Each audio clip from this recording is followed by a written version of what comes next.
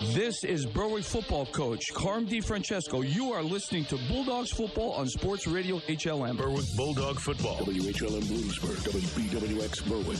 HLM. Postseason football action tonight here at Crispin Field. Last week was senior night, the last regular season home game for the seniors who were honored, but those 16 seniors tonight know that this is their last game, barring a huge upset. If now Valley View were to lose tonight, the Pittston area and Berwick win, then it would be here at Crispin Field. But any other circumstance, in all probability, Bulldogs with a win will be headed to Peckville next Friday night for what would be a semifinal game.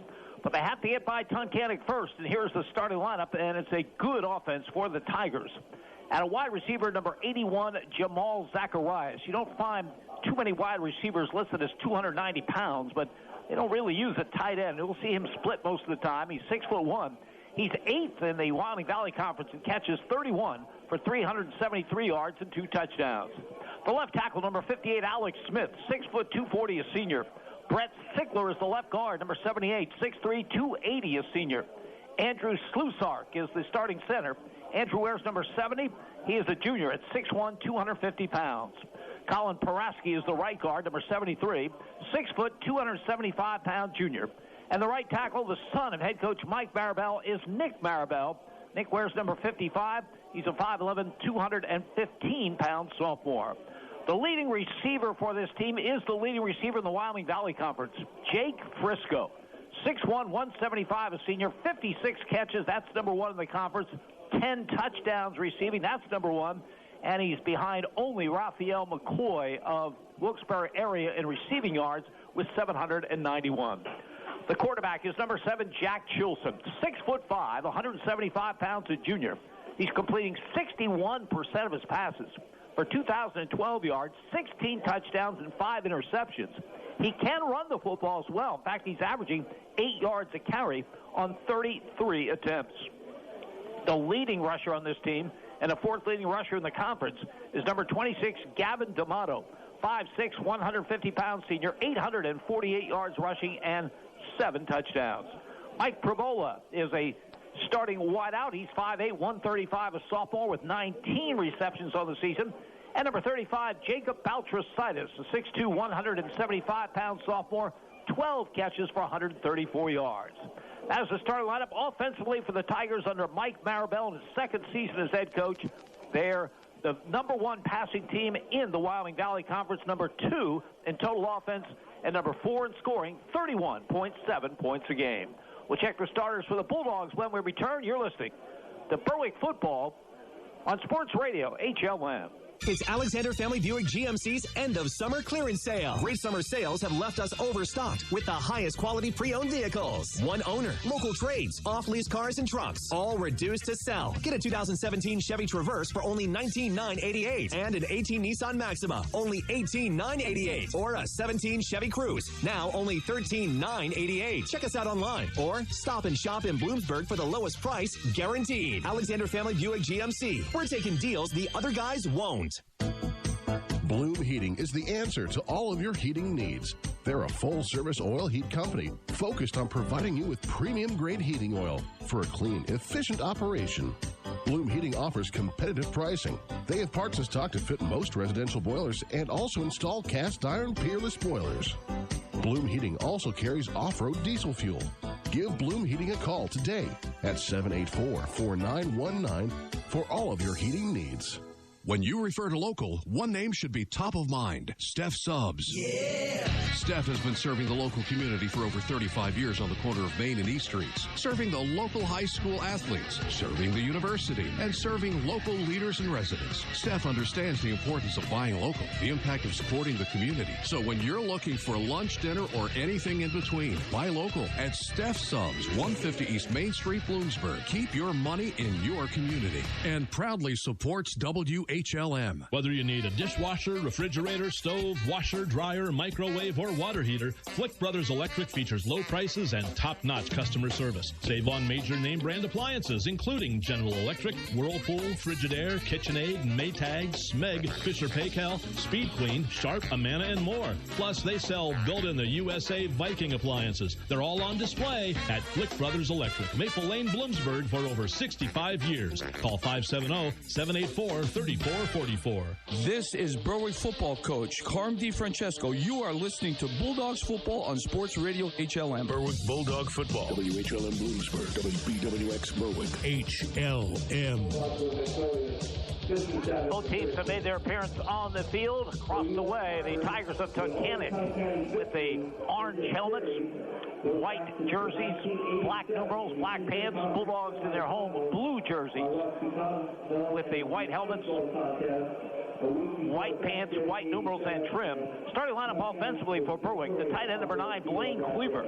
6'3", 219, a junior, 16 receptions, 168 yards, and 2 touchdowns. The left tackle, number 60, Sully Slabinski, 6'1", 215, a senior.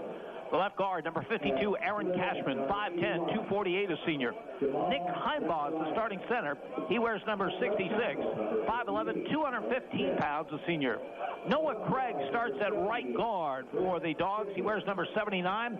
He's 5'11", 257 pounds, a senior. And the right tackle, an all-senior offensive front for the Bulldogs, Mike Zalutko, number 55. 6'1", 235 pounds.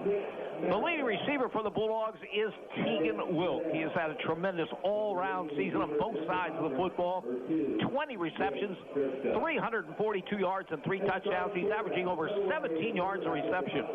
Also see the speedster number 4, Sean Sheptock. 6'2", 202, a junior. 13 receptions for 238 yards and 2 touchdowns.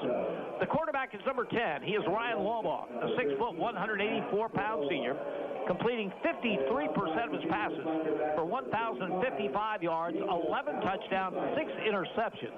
The Bulldogs throw the ball about half as much as Tunkhannock. 13.6 passes a game to 26.8 for the Tigers.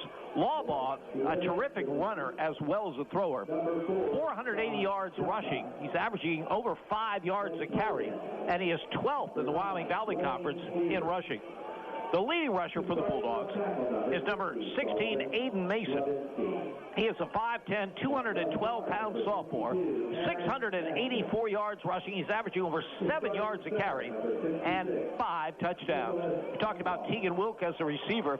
How about as a runner? And more as this season progresses, we see him at the tailback spot. He has carried 53 times for 407 yards and 8 touchdowns. He is averaging 7.6 yards a carry. That is the starting lineup offensively for the Bulldogs. They average 33.3 points a game. They're coming off their best performance of the season, 55, in that victory over Wilkes-Barre area. And they're 4th in total offense in the conference, 330.7 yards a game. That's for head coach Carmen DiFrancesco in his first season at Berwick, but his 23rd overall. That win over Wilkes-Barre area last week was the 160th of his career, against 99 losses. Besides Berwick, he's been the head coach at Cardinal Brennan, Shamokin, Central Dauphin, Danville, and Mount Carmel. His teams have won 5 district championships. Bulldogs hoping they can get number 6. They're 3 wins away from that. It starts with Tunkhannock here tonight. So it's the Bulldogs against the Tigers. We'll take a look at the keys to tonight's game and kick it off from Crispin Field when we return. You're listening to Berwick football on Sports Radio HLM. The 2020s are in at Independence Ford. What that means, what's left of the 2019s must go. Yes, all 2019 leftovers are priced to go at Independence Ford. 3101 Columbia Boulevard, Bloomsburg. You will save thousands on leftover 2019s. Just go to independenceford.com or call 570-784-1414. Now is the time to buy the new car you have been dreaming about at Independence Ford. Want to look? Go to independenceford.com.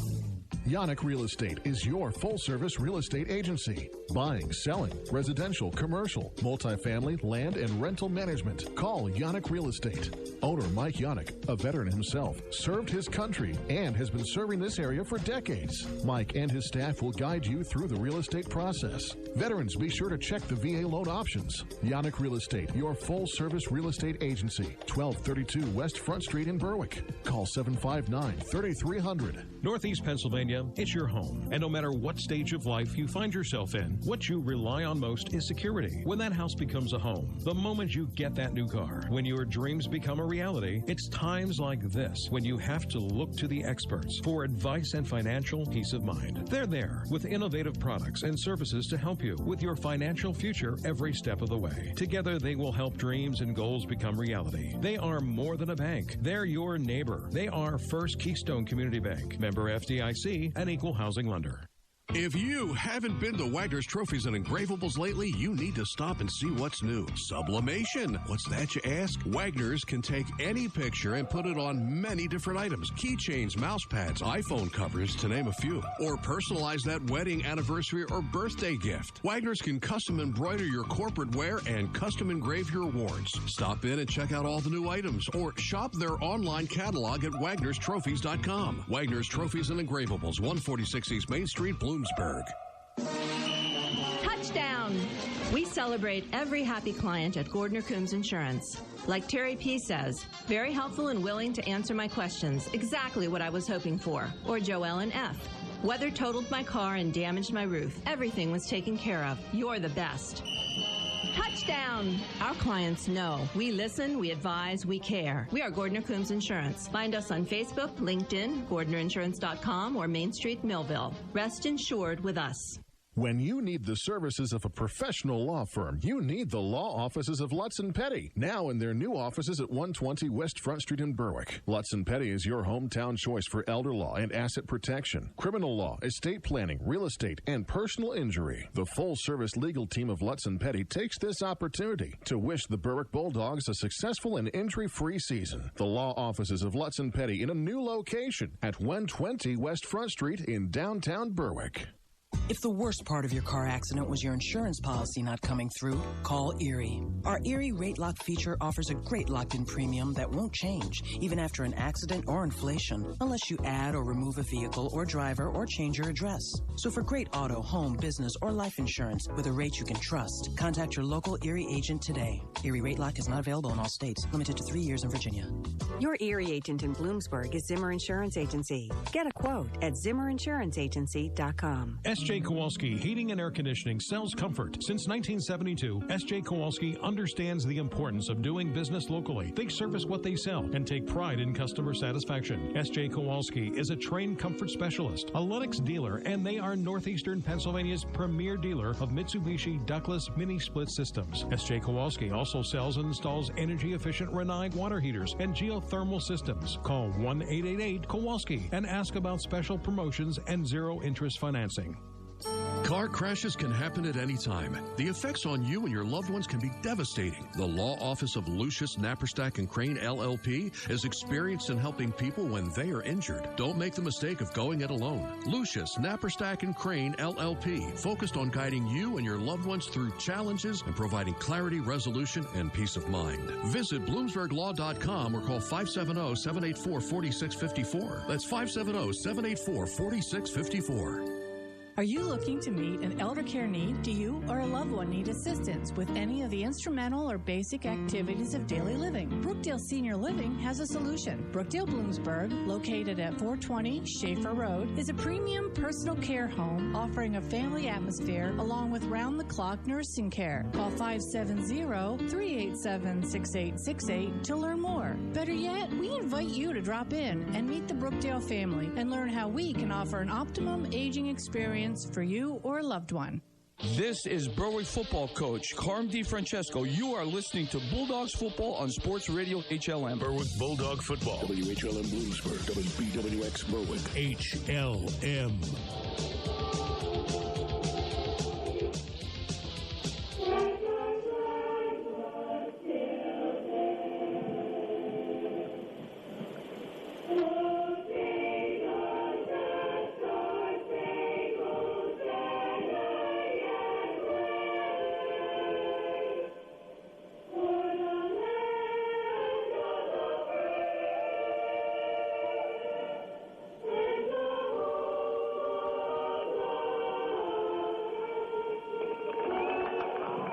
national anthem sung by the choral group, the Modernaires of Berwick High School, prior to this District 2 Quad A matchup. Berwick against Tunkhannock. Bulldogs 8-2, Tigers 5-5. Keys to tonight's game, Andy Lichty. Well, it's going to be Tunkhannock's top-rated passing game, Jim, against Berwick's #1 defense. What'll give? Turn it around the other way. Tunkhannock's defense has been struggling throughout. Berwick will score. But it's a question of for Tunkhannock to have any chance, they're going to have to be able to score and match Berwick with that passing game, which is their strength and top-rated in the conference.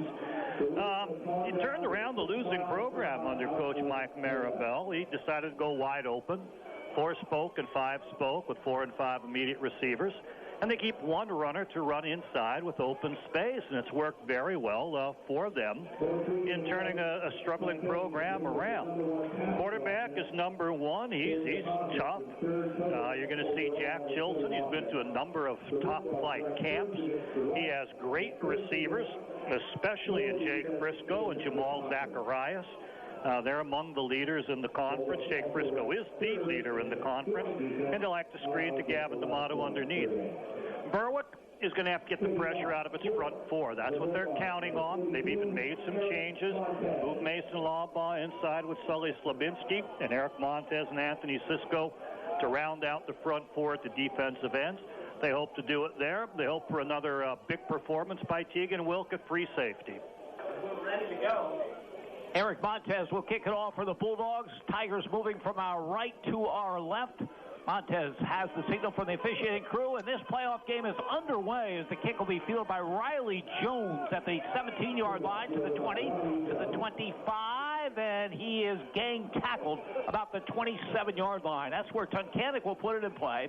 Against a Berwick defense, Andy mentioned the front 4. It'll be Anthony Sisko and Eric Montez at the end, Sully Slabinski and Mason Lawbaugh at the tackles.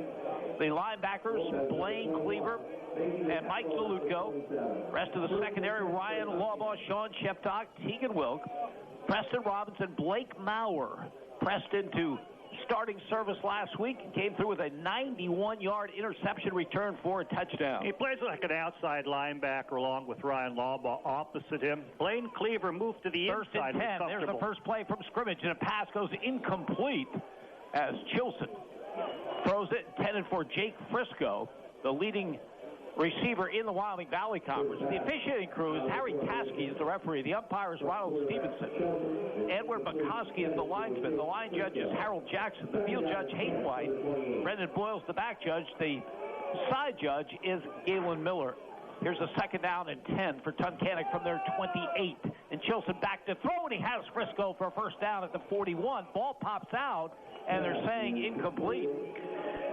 He's on the left side, the near side to us, and he ran a square in at about 12 yards. Faced the quarterback, ball right on target, but didn't hold on. It is chillier weather, plus Tunkhannock hasn't really experienced Crispin Field or games against the Berwick Bulldogs before, at least not this unit. Back to throw as Chilson sets a screen to D'Amato, and it goes beyond his reach and incomplete. So a quick 3 and out for Tunkhannock, and the punt team will come on. It is 42 degrees here, and feels cooler than that because there is a pretty stiff breeze still blowing as we start this game. Players haven't experienced the cold weather yet either, Jim, and whether it was the cold weather for those plays or whether, some nerves and jitters being in a playoff game here at Crispin Field with Berwick, at least 2 of the passes should have been completed. Jamal Zacharias gets the punt away. It's a line drive kick to the far side, and it's muffed by Blake Maurer, and the scramble is on at the 37-yard line, and it looks like Tunkhannock came down with it. The officials have not pointed. I did not see, but Tunkhannock has the football at the 38. Guess they're not going to point. It bounced to Jake Frisco, who was down as a headhunter. So muffed by Berwick, recovered by Tunkhannock, and a big change in field position. Again, 2 of the 3 passes were on target. They want to sort of make up for those drop passes and complete a few here and try to take advantage of the turnover. At the Berwick 38-yard line, 3 receivers to the right as Chilson looks to the sideline. D'Amato is the running back to his left. From the Berwick 38-yard line, man in motion, right to left. And the give on the play and a loss back to the 42-yard line. They try the running play to Frisco, and Blake Maurer comes up and makes the play behind the line of scrimmage. Frisco's a top receiver, only his 6th carry of the season, but coming in a jet sweep motion, took the ball. But Blake Maurer blitzing from his outside position, gets depth in the backfield and drops him for 4. 2nd and 14 from the Berwick 42. Chilson awaits the shotgun snap, has it play action, back to throw, big pass rush, is going to run with it, and he'll get just about 3 to the 39-yard line. Anthony Sisko coming in from his defensive end. He went upfield to contain the quarterback. When the quarterback stepped and tried the inside lane, he came back nicely, and we're back to the original line of scrimmage. 3rd down and 11 for the Tigers. 3 receivers to the left, 1 to the right. Chilson has the shotgun snap, and he's back to throw. Big pass rush, just gets it away, incomplete. Bulldogs were all over the quarterback, but there's a flag down, and it's in the Berwick secondary. Sean Sheptock had very tight coverage, and he's going to be accused of pass interference. He kind of came over the back to reach in front. Question of how much contact there was. The contact seemed minimal, but if you're touching that man from behind at all when you go, they often do throw the flag. Here, a team of 7 officials for districts. You know, they have a lot of eyes on things, and that will be flagged. And it will be a first down because it's a 15-yard penalty. They were facing 3rd down and 11. And Tunkhannock with a first down at the Berwick 24-yard line. All the big chunks have come on Berwick mistakes. The muffed fumble, the penalty here. 3 receivers to the right. Chilson has the snap, and he's back to throw, and he gets the pass away, and it is dropped at the 22-yard line.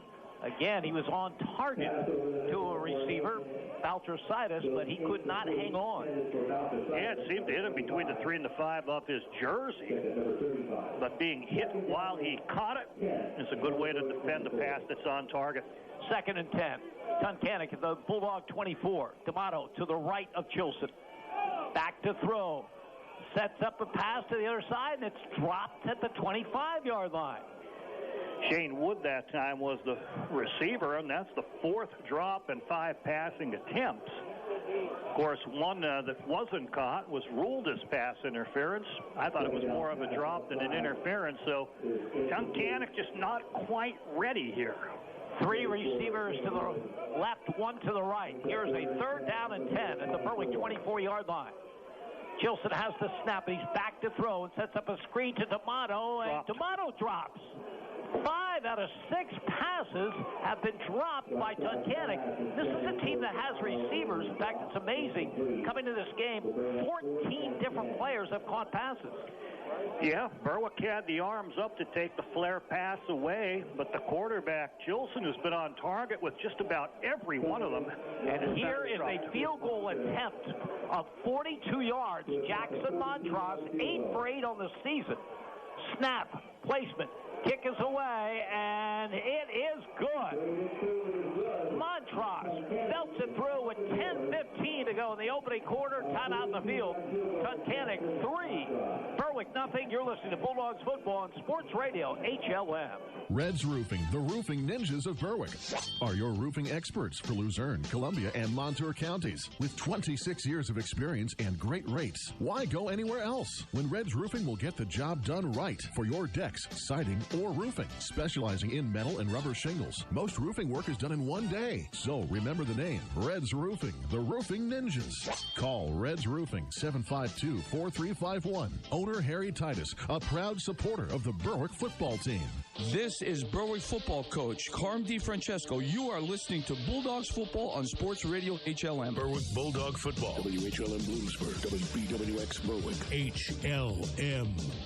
In our pregame talk, we neglected to tell you that Tunkhannock has a terrific place kicker in senior Jackson Montross. We were seeing him kick it through from 50 yards out in the pregame, so it's not a surprise. They just booted one from 42 yards out. He's now 9 for 9 in field goals on the season. And Tunkhannock with a 3-0 lead, 10:15 to go in the quarter. And he kicks it high and deep and into the end zone. a touchback. It's not likely to be the last on the night for Montrose. So Berwick will finally get the football. 10:15 to go in the quarter. They'll be going against a Tunkhannock 4-4 defense that lines up with Jamal Zacharias and Shane Wood at the ends, Alex Daly and Alec Walter at the tackles, Mike Sickler and Jacob Baltrositis inside linebackers, Matt Promola and Ryan Simmons outside. The corners, Jake Frisco and Nate Lord. The safety is Riley Jones. They like to platoon, Jim. Only 4 two-way players in this unit. They do play 3 sophomores. 1st and 10, Berwick. It is Tegan Wilk, the tailback in the eye. Abe Mason is the fullback ahead of him.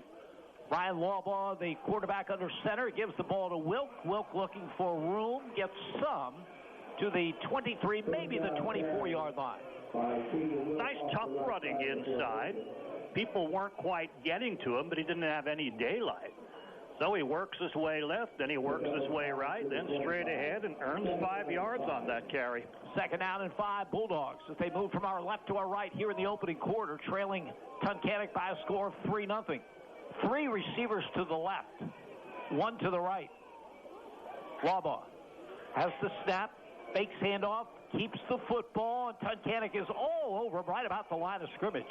Good defense by the Tigers, who have struggled against the run this season, giving up over 205 yards a game.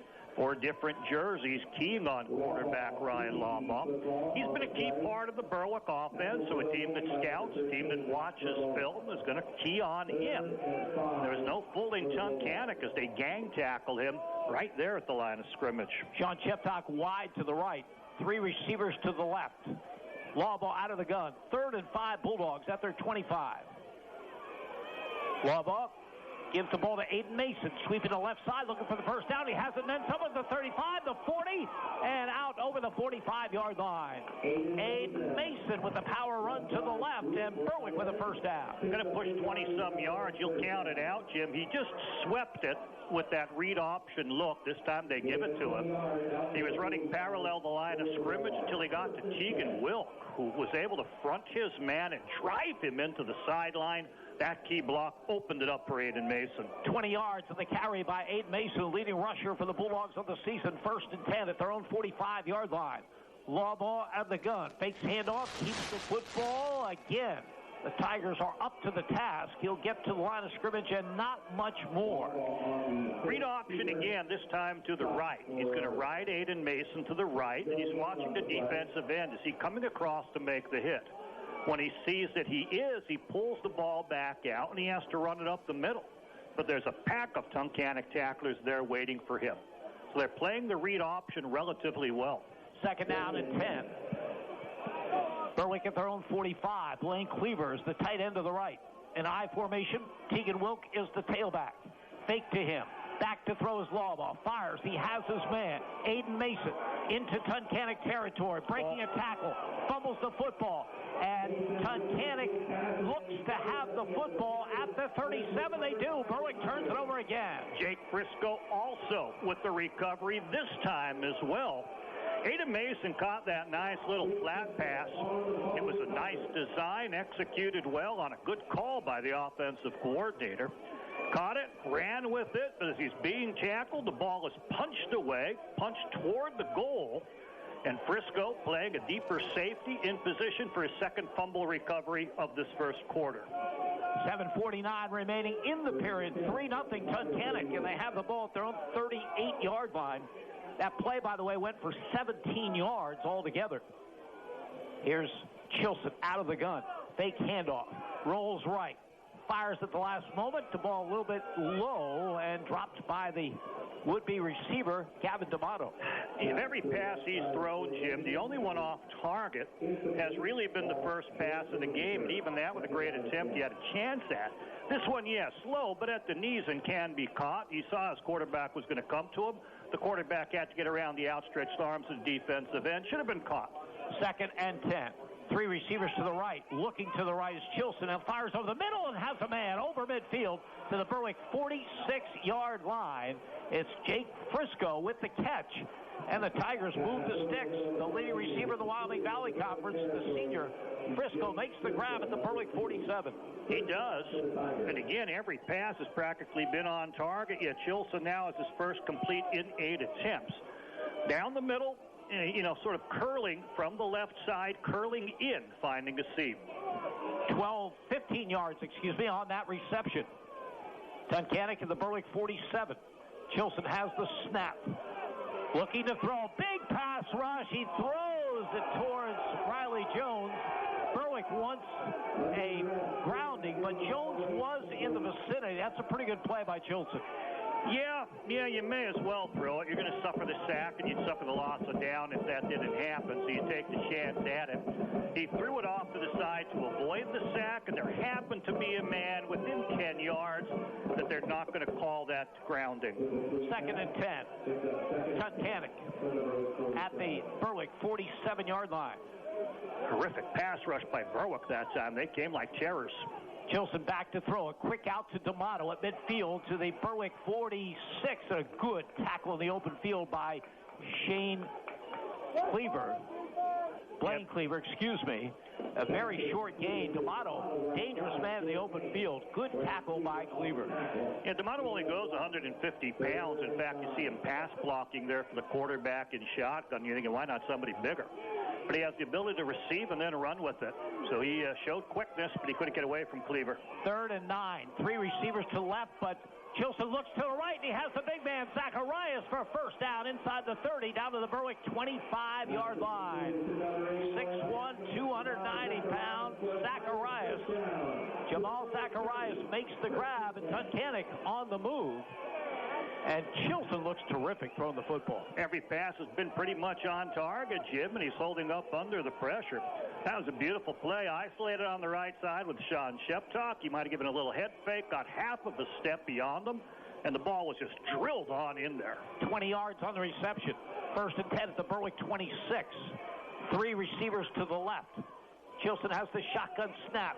Fires downfield, almost intercepted. Diving attempt at the 9-yard line. As that pass came up short, Keegan Wilk made the attempt. And it will be a 2nd and 10 at the 26. Things go very fast. It's like this team doesn't want time to think or doesn't want time for the defense to think. They don't bother huddling. They get a play. Quarterback, Jake Chilson, number 1 in his class academically. Very mature, very good decision maker. Calls the play out to his team, and on they go. Jack Chilson has the snap, back to throw, looking long for Baltrositis, comes back and drops the football right in his hands at the 10-yard line. Designed to be thrown underneath. He saw the quarterback, or he saw the corner, had his man covered well. So he deliberately underthrew it. His receiver's watching him. His receiver puts on the brakes, has it at the numbers, and drops the ball. I've never seen so many drop footballs. Berwick is very, very fortunate in this opening quarter. Here's a 3rd and 10. Chilson out of the gun. Fires a pass out of the backfield. Has his man at the 20, and Blake Maurer makes the tackle down around the 17-yard line as Jake Frisco makes the catch. It's going to be a 3rd down and a 4th down, I should say, and 2 at the 18-yard line. And we'll see him most likely go for it. It would be field goal range for this team, but I think they realize they need to score touchdowns in this game. Very deliberate, like maybe they're going to take a timeout before they get this play in. It's a team that doesn't run the ball much. They haven't run it, outside of a jet sweep by Frisco. Lost 4 yards on that. Probably believe they can't match up to do any power running. So there'll be a pass after this timeout. 5:13 to go in the first. 3-0 Tunkhannock. You're listening to Bulldogs football on Sports Radio HLM. If you haven't been to Name Brand Liquidations in the Berwick Plaza Shopping Center, you're missing out on great values. At Name Brand Liquidators, you'll save money from 50 to 90% on everything imaginable, from bathroom vanities to bar stools to carpeting. You name it. Name Brand Liquidations not only sells a huge variety of merchandise, they feature name brands just like their name says, at low prices. When you're in the market for anything, shop at the store that has everything. Name Brand Liquidations. Wishing the Berwick Bulldogs a great season. This is Berwick football coach Carm DiFrancesco. You are listening to Bulldogs football on Sports Radio HLM. Berwick Bulldog football. WHLM Bloomsburg. WBWX Berwick. HLM. 5:13 to go in the opening quarter. Tunkhannock surprising Berwick to this point, 3-0, and a big call coming from the Tigers. They have it at the Berwick 18-yard line. They face a 4th down and 2, and they are going for it following their timeout. Berwick has to defend the chains, but they also have to defend the end zone. Not a bad time to go for it all. Jack Chilson, the quarterback, has run for 266 yards this season. Keep an eye on him running. He has the snap. He fakes handoff, and he rolls right. He's looking downfield, and he fires, and the ball's tipped and incomplete. Looked like Sean Sheptock may have gotten a hand on it near the goal line. And a good play gives Berwick the football with 5:06 to go in the quarter, and the Bulldogs trailing 3-0. Sean Sheptock or Blake Maurer, Jim, both were in the area. Maurer might have been the one to get up and put the hand on and just tip it up and over that receiver.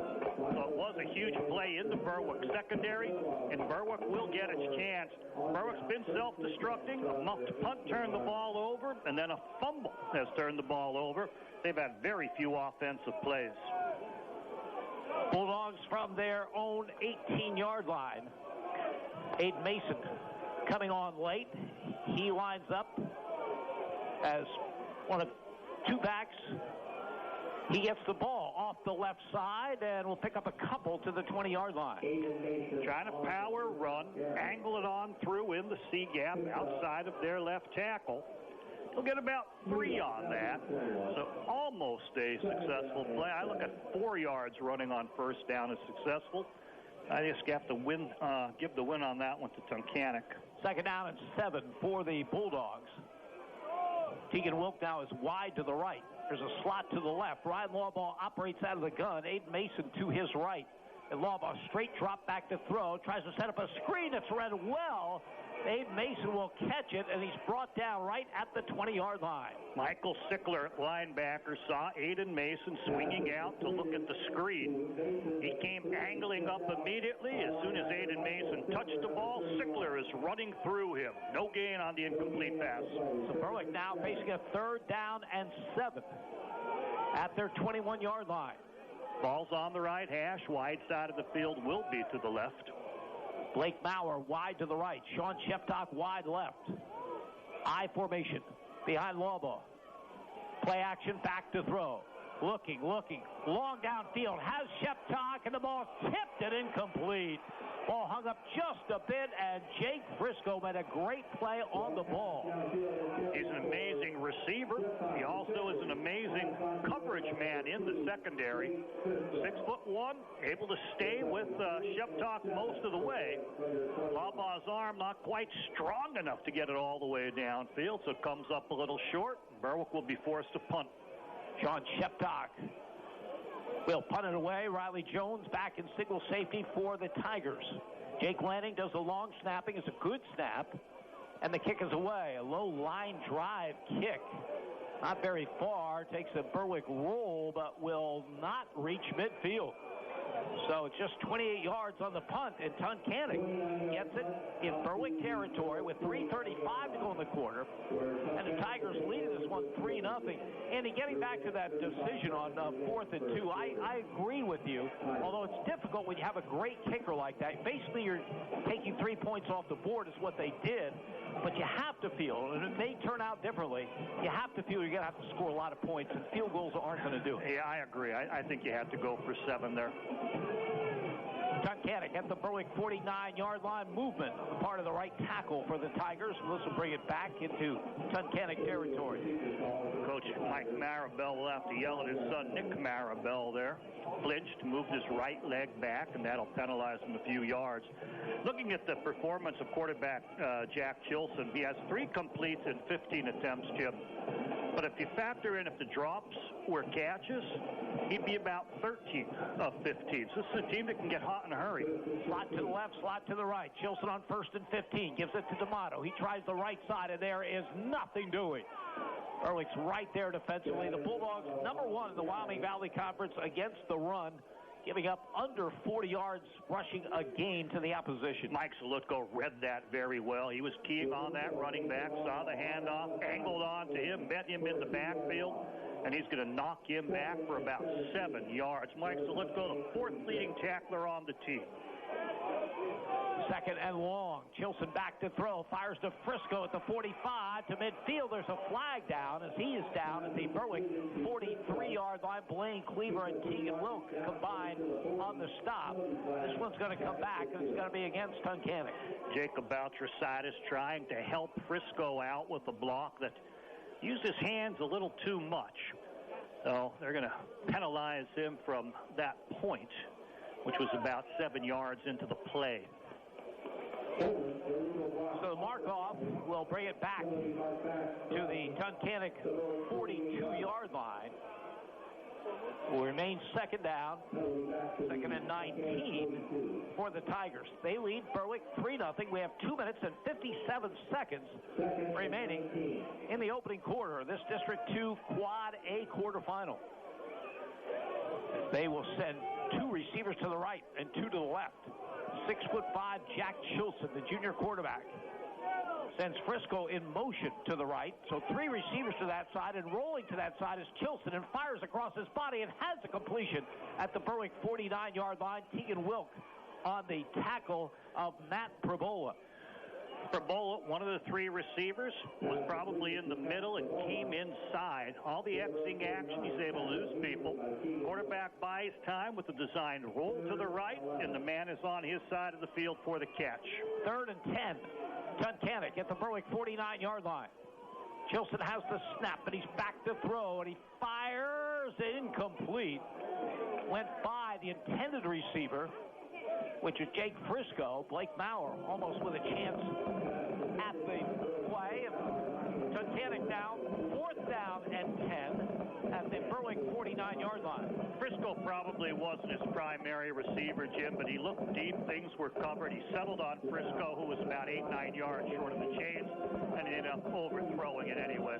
Jamal Zacharias back to punt. Alex Smith with the snap, a little bit low, but Zacharias gets it, and with the wind at his back, gets the kick away.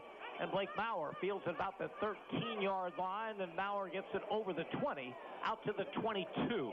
That's where Berwick will put it in play with 2:02 to go in the opening quarter. And Tunkhannock leading Berwick 3-0.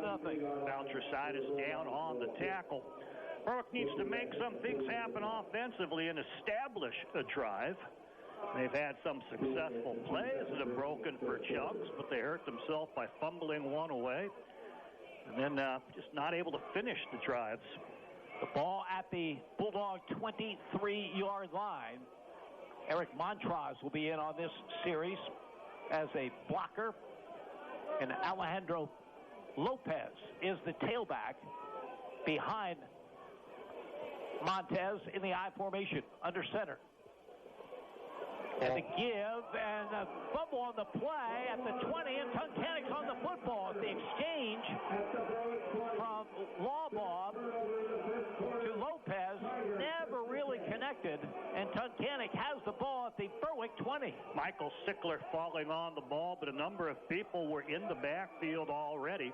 He put it in his stomach. It went in a little hard, and instead of being able to wrap over that football, it bounced off his stomach and down to the ground. He's moving already, so he's moving away from where the ball lands, and Michael Sickler comes up with it. 3 opening quarter turnovers by Berwick, and Tunkhannock trying to cash in, leading 3-0, 1:57 to go in the quarter. Montrose Play action, back to throw, looking incomplete, flag down. Might be against the Bulldogs as they're trying to go to Baltricidis, and it is a penalty against Berwick. Tough covering them in single coverage, one-on-one. If you feel that you're being beaten and you know the ball's in the air, you prevent the touchdown. So we'll see a defensive hold. And Tunkhannock has been very fortunate in the way the ball has bounced for them so far in this first quarter, which is rushing by. Gets another chunk of yardage via penalty or Berwick mistake. And Berwick needs to get to Chilson, Andy, but it's tough. It's really tough. He gets the ball away in a hurry. He gets away in a hurry. He's also mobile. He's been showing different rollouts. Oh, no, he's good. He's well schooled. You can see the work from all the camps he's been to. First and goal at the Berwick 10-yard line.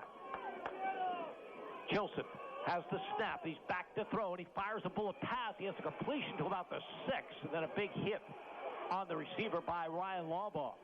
The receiver was Matt Prabola, who kind of squared on up. Again, sort of a short curl-in pattern as another man ran someone else deeper. Big hit, but couldn't jar the ball loose. Second and goal, 5 yards on the reception by Prabola. Tunkhannock at the Berwick 5. Chilson has the snap, back to throw, big pass rush, and he fires it away. Berwick had a real rush on him. Blaine Cleaver was in his face, and had he not thrown it into the turf, probably would have been an interception by Eric Montez, who was reading it well. He was lurking by the type of play they had defensively. The scheme of that blitz, Montez was laying off, watching the running back instead of the linebacker, and he was there. Third and goal, Tunkhannock at the Berwick 5-yard line. 1:18 to go in the first. Tigers trying to add to a 3-0 lead. Berwick jumped across. Bark the signals by design. Jim, this kid's number 1 in his class. Well schooled as a quarterback, and you can see it, not just in his execution, but by the poise, by the way he's directing the team, the way he's calling the signals. That was by design. 3 or 4 Berwick players jumped. At least 2 of them came across into the neutral zone. That moves it all the closer. It's still third down over on the far side. Third down and goal for the Tigers just inside the Berwick 3-yard line. Leading receiver in the conference, Jake Frisco, wide to the left. Prabola wide to the right. Chilson out of the gun. Here's a third and goal. The toss is to D'Amato, trying to get outside left. He can't. He reverses his field, goes to the right side, and Berwick still in pursuit. And they've got him out to 7, but a late hit by the Bulldogs. And this is going to be a penalty going against them. 10, 7, and 4. All were making the hits in unison. First, Ryan Lawbaugh bounced him out. Then it was Tegan Wilk bounced him out. He stepped out of bounds, took a good 2 steps, and then it was number 4, Sean Sheptock, bringing him down to the ground out there. That'll be a new set of downs, and the ball on about the 1-yard line. First and goal for Tunkhannock from the 1. Boy, Berwick read that as well as you can. Played it as well as you can, but definitely a late hit. And now first and goal at the 2-yard line of the Bulldogs. After a shift, whistles, referee indicates what? Is it timeout on Tunkhannock? Their coach is coming out toward the field. I saw no flag. They came out in a neat formation with that big Jamal Zacharias in the backfield. You're thinking he's 290 pounds and an athlete. Maybe they're going to run with him. But they shifted him then back to tight end. I wonder if the quarterback has some blood, Jim. He's being sent to the sideline. Or is he being sent there, or is he just going over to check while the discussion goes on in the field with Harry Caskey, the referee, and Coach Mike Maribel? There might be some question they're calling it 4th down, Jim. That's what he's wondering. Why isn't that 1st down? If that's a personal foul penalty, then why is it 4th down on the chains and not 1st down? I'd question it, too. Did you have it as 1st down? I had it as 1st down. Yeah, well, the Chains have it as 4th, and apparently Caskey is going to win it as 4th down. Boy, that's a big change. Yes, field goal unit's out now. Yep. They're going to take the three. They didn't last time. This is a 20-yard chip shot for a kicker who hasn't missed all season long. Kick is up, and the kick is good. Time out of the field, 1:04 remaining in the first quarter. With the score, Tunkhannock 6 and Berwick nothing. You're listening to Bulldogs Football on Sports Radio HLM. If you have a child that's interested in gymnastics, or if you've been practicing the sport for years, then Access Gymnastics Academy is where you want to be. Their dedicated coaches will teach you everything you need to know to perform your best, from the basics of flexibility, form, and style to advanced techniques that will improve your rhythm and style during a routine. Call Heidi Rebuck at Access Gymnastics Academy at 570-441-5969. That's 570-441-5969. Now enrolling for beginner to advanced classes at 917 East 7th Street in Bloomsburg. This is Berwick football coach Carm DiFrancesco. You are listening to Bulldogs Football on Sports Radio HLM. Berwick Bulldog Football. WHLM Bloomsburg. WBWX Berwick. HLM. Jackson Montrose tees it up after his second field goal this opening quarter. 6-0. Tunkhannock has the lead, 1:04 remaining in the period. Last time Montrose kicked off, it was a touchback, 3 or 4 yards into the end zone. This time, Wilk will have a chance, but he muffs the ball. Gets it at the 1, to the 10, to the 15, to the 20, to the 25, the 30, the 35, and forced out of bounds near midfield. Terrific return by Tegan Wilk. Dropped the ball, went back to the 1 to get it, and brought it out near midfield. Found a seam coming up the hash mark, and then it became a foot race. The last man was the kicker, Jackson Montrose, who played it well. Tegan Wilk at about the 40-45 tried a change of speed, tried to slow down and then accelerate. Almost made it work, but Jackson Montrose able to push him out right about midfield. They mark it at the Tunkhannock 48-yard line. That's a 51-yard kick return by Tegan Wilk. And Berwick trying to get something going. They've turned it over 3 times this opening quarter. They trail by a score of 6-0. As Tegan Wilk lines up on a wing to the left. Law ball under center. From the 48, he gives to Robbins. Robbins gives to Wilk, and he has room. The 40, down the sideline, 35, 30, and cut down in the open field. The double handoff. A staple you'll see with teams running the wing T. That time, law ball hands to Robbins, who hands in turn to Wilk, and a big gain to the Tunkhannock 24-yard line. Risky ball handling for a team that's had 3 fumbles in the first quarter of the game, but they do the double handoff, they execute it well, and then the speed of Tegan Wilk takes it as a plus 20-yard run. 24 yards to be exact. Berwick at the Tunkhannock 24-yard line. I formation. Eric Montez is the fullback. He gets the call. No, they're going to option to the left. And the pitch at the last moment to Aiden Mason. And Mason gets down close to the first down yardage. They faked to the fullback, Montez. And rolling left with the pitch with the left hand is Ryan Lawbaugh to Aiden Mason for a good first down carry. Yes, it is. It was a nice fake inside on the first level of the veer to Montez, and then it looked like the quarterback was going to keep it. Ryan Lawbach kept it for about 4 yards before pitching it, so he had made positive yardage and then the pitch. And that is the end of the first quarter play with the score. Tunkhannock 6 and Berwick nothing. You're listening to Bulldogs Football on Sports Radio HLM. The 2020s are in at Independence Ford. What that means, what's left of the 2019s must go. Yes, all 2019 leftovers are priced to go at Independence Ford, 3101 Columbia Boulevard, Bloomsburg. You will save thousands on leftover 2019s. Just go to independenceford.com or call 570-784-1414. Now is the time to buy the new car you have been dreaming about at Independence Ford. Want to look? Go to independenceford.com. Berwick Bulldog Football. In HLM Sports tonight, in District 2 Quad A quarterfinals, in the second, Valley View leads Pittston area 21-0, and in the first, Dallas leads Abington Heights 28-0. For HLM Sports, I'm Raven Klein. Berwick Bulldog Football, HLM. 1 quarter in the books here at Crispin Field. A quarter the Bulldogs would like to forget. They turned it over three times. They trail Tunkhannock 6-0, but they're in business to start this second quarter. Second down and 3 at the Tunkhannock 17-yard line.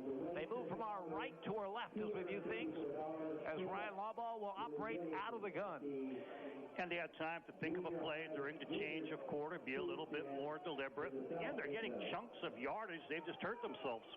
Lawball has the snap. He gives the ball to Tegan Wilkes, sweeping the right side. Gets outside to the 15, spins down close to the 10-yard line.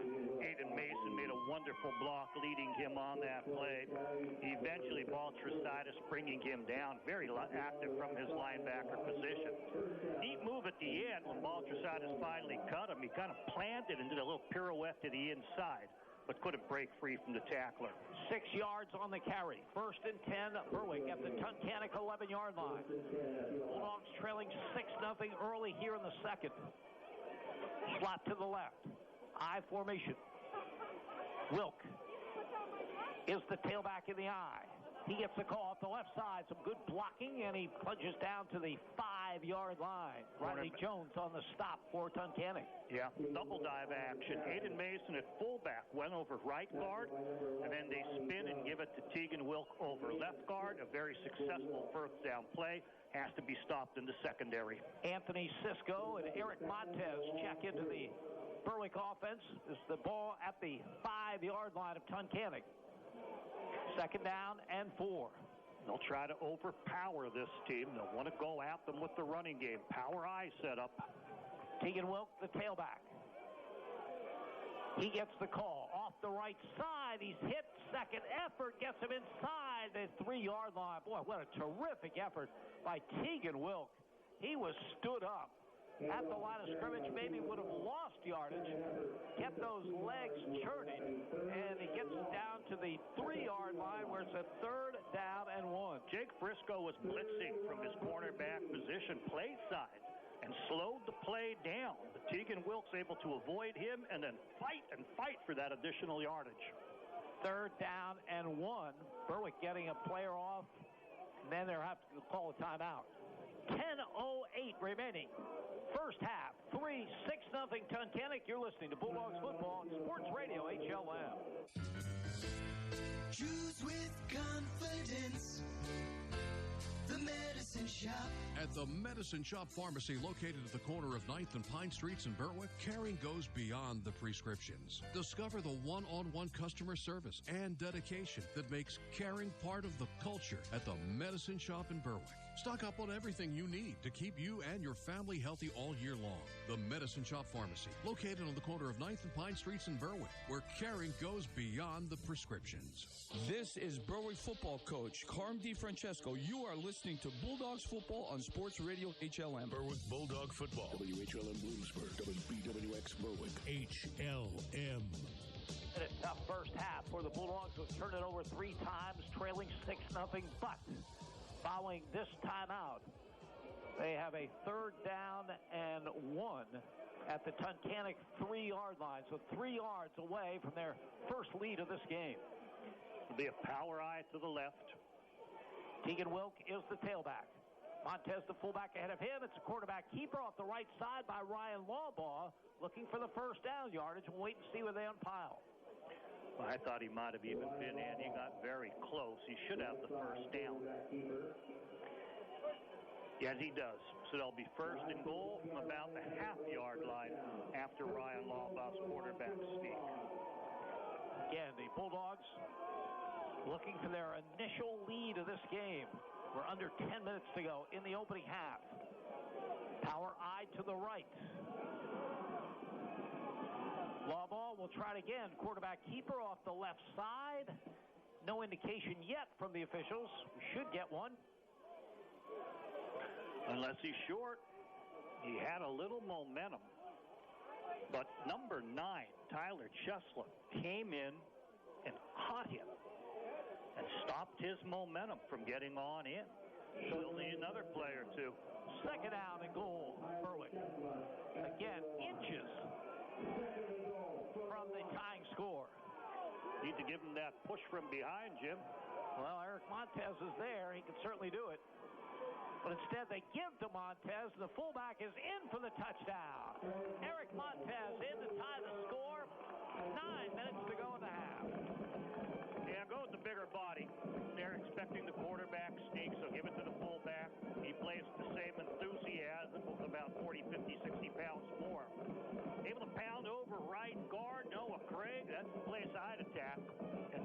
does get its touchdown.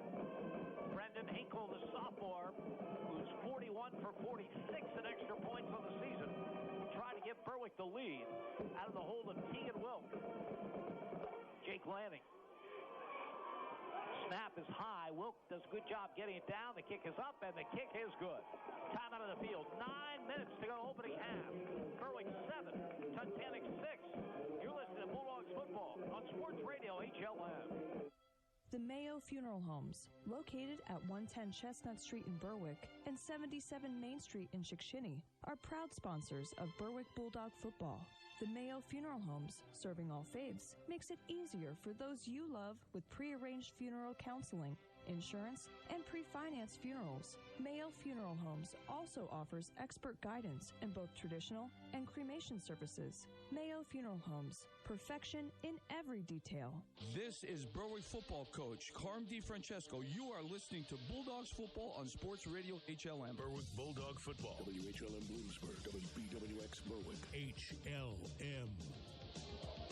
A long kick return by Keegan Wilkes, setting the Bulldogs up in Tunkhannock territory. That starts them on an 8-play, 48-yard drive.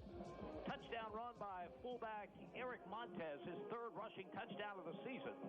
Brendan Hinkle with the extra point, and Berwick has their first lead. 7-6 Bulldogs. 9 minutes remaining in this opening half.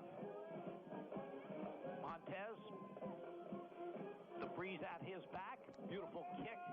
Drives Riley Jones back to the 4-yard line, to the 5, to the 10. He's hit, fumbles the football. Scramble is on about the 26-yard line. And it appears that Tunkhannock able to get on the ball. Yes, they do, Jim. It's number 55, Nick Maribel, who comes up with it. Ball's been bouncing around a lot. Guess the players aren't used to this colder weather and not able to get the good grip. Sometimes the balls become a little more slick in the colder weather as well. And we're certainly seeing ball on the ground a lot in this game. Tunkhannock, 1st and 10 at their own 27-yard line. They move from our left to our right here in the second quarter, which has 8:51 remaining. They trail for the first time 7-6. 3 receivers to the right. Quick out to Perbola, looking for running room, and none there. He's hit. Ball pops free. Sean Sheptock on the recovery for the Bulldogs. It was a sideways pass. Blaine Madera from the inside linebacker position comes flying in. Gives him a hit. Blaine Cleaver pops him, knocks the ball loose, and Sean Sheptock, who's coming up to make the tackle, is able to fall on him. So while the Berwick team didn't recover the fumble on the kickoff, they get the fumble on the first play here of this drive. Good play by Blaine Cleaver and Sean Sheptock, and Berwick now in business at the Tunkhannock 26-yard line. Did you know who made the catch, Jim? Perbola. 1st and 10 Bulldogs. Wide receiver to either side. Law ball out of the gun. Has Mason to his right. Wilk to his left. Handoff is to Wilk. Trying to turn the corner right. And he is brought down hard about the 20-yard line. There's a flag down after the play.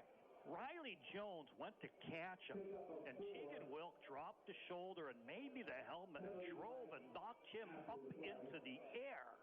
And it's at that point where they threw the flag. I'm curious to see what we get. A holding against Berwick near the point of the tackle. It fearfully looked like it might have been a targeting from Wilk, using his head to deliver the blow, but enough of the shoulder in there. That is something that is possible, although I've never seen it called. No. It is possible for a running back to pick up a targeting call. But the penalty will bring it back to the 33-yard line. And another mistake and a mistake-filled game, Jim. Turnovers, penalties, not what we're used to seeing in Week 11. 1st and 17. Play action rolling right is Lawbaugh. He's in trouble. Gets by one man and another. Gets a great block from Wilk. And then he's tackled way back at the 45-yard line. Tunkhannock, to their credit, just kept coming. A couple of players had their chances. Then Tyler Chisia finally made the play. So Berwick had first down at the Tunkhannock 26. Now it's back at the 45-yard line. 2nd down and 29. Never got to a point where he could throw it away, Jim. In his initial roll, a man got by the right guard and was in on him, and it looked like he'd be tackled there. He spins. Then as he's approaching originally where his center would have been, but deeper, he gets hit again, spins away, and then finally brought down further away from that. Lob under center, back to throw, big pass rush. He's in trouble again, does get a pass away, incomplete. Barely got it away. Boy, Alex Daly, listed as 230 pounds, and he's a lot bigger than that, was catching up with Ryan Lawbaugh, did a good job just to get it away. Now it's 3rd and 29 at the Tunkhannock 45. Yeah, this is a drive that's been going backwards, Jim. Berwick recovered the fumble way up there around the 21-yard line, 22. But then the holding penalty on the Wilk run, and then the loss of about 17 on the sack. And now another one. You barely get off to avoid yet another sack. 2 receivers to the left, 2 to the right, and we have a whistle and a flag. Might have been 12 players defensively. Let's see. They wouldn't let them take the snap, or did they get a timeout before that? Tunkhannock has coaches on the field. Berwick's coaches are heading out. They're going to wave the flag away and allow for the timeout, is my suspicion here, as the coaches realized they had 12 players on the field. Timeout, Tunkhannock. 7:32 to go in the half. 7-6 Bulldogs. You're listening to Berwick Football and Sports Radio HLM. Whether it's the heat of the preseason or the heart of the postseason, teams will always get a little boost from playing at home. Speaking of a boost at home, State Farm can boost your savings when you combine your homeowner's insurance with your auto coverage. So score one for the home team. Talk to State Farm agents Lori Powell or Sean Black in Berwick, or Melissa Price in Nescapec about big savings for combining home and car coverage. Give State Farm agents Melissa Price, Sean Black, or Lori Powell a call today. This is Berwick football coach Carm DiFrancesco. You are listening to Bulldogs football on Sports Radio HLM. Berwick Bulldog football. WHLM Bloomsburg. WBWX Berwick. HLM. Berwick 3rd and long following their timeout. Lawbaugh back to throw. Heaves it long downfield into traffic and almost picked off by Tegan Wilk down at the 13-yard line, but knocked out of his hands. Frisco down there along with another defender in coverage on the far sideline. The notion of the play was throw it high and hope Tegan Wilk with his athleticism can make the play. We have a little stoppage here as we have one of the defensive linemen from Tunkhannock down. So Berwick missed a golden opportunity. They're probably going to punt it away following this injury timeout. But we want to go back to the opportunity that Tunkhannock lost, Jim. They were down in scoring position in the red zone. On a 3rd and 2 play, they ran a sweep with their running back. And that would be the very quick Gavin D'Amato to the left. He saw he wasn't going to back to the original line of scrimmage and change direction. And it looked like if he picked up the blocks and used his quicks, he may get inside the pylon. But he was hit by Ryan Lawbaugh, and then he was hit by Tegan Wilk, which drew him out of bounds. Out of bounds, he was hit by Berwick Sean Sheptock, and there was a flag thrown. Our assumption was going to be that that personal foul would be a first down. However, it remained 4th down by rule. They did question it, and Harry Caskey, the official, and the other officials who know the rules much better than we do, indicated 4th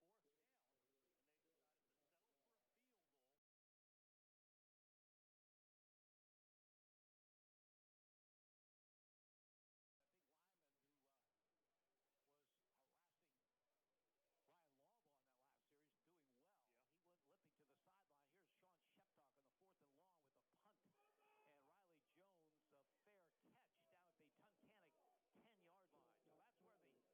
And Riley Jones, a fair catch down at the Tunkhannock 10-yard line. So that's where the Tigers will put it in play with 7:18 to go in this opening half. And Berwick leading by a score of 7-6. People tuning in late might expect to see a bigger score in favor of Berwick, but there's been a series of miscues.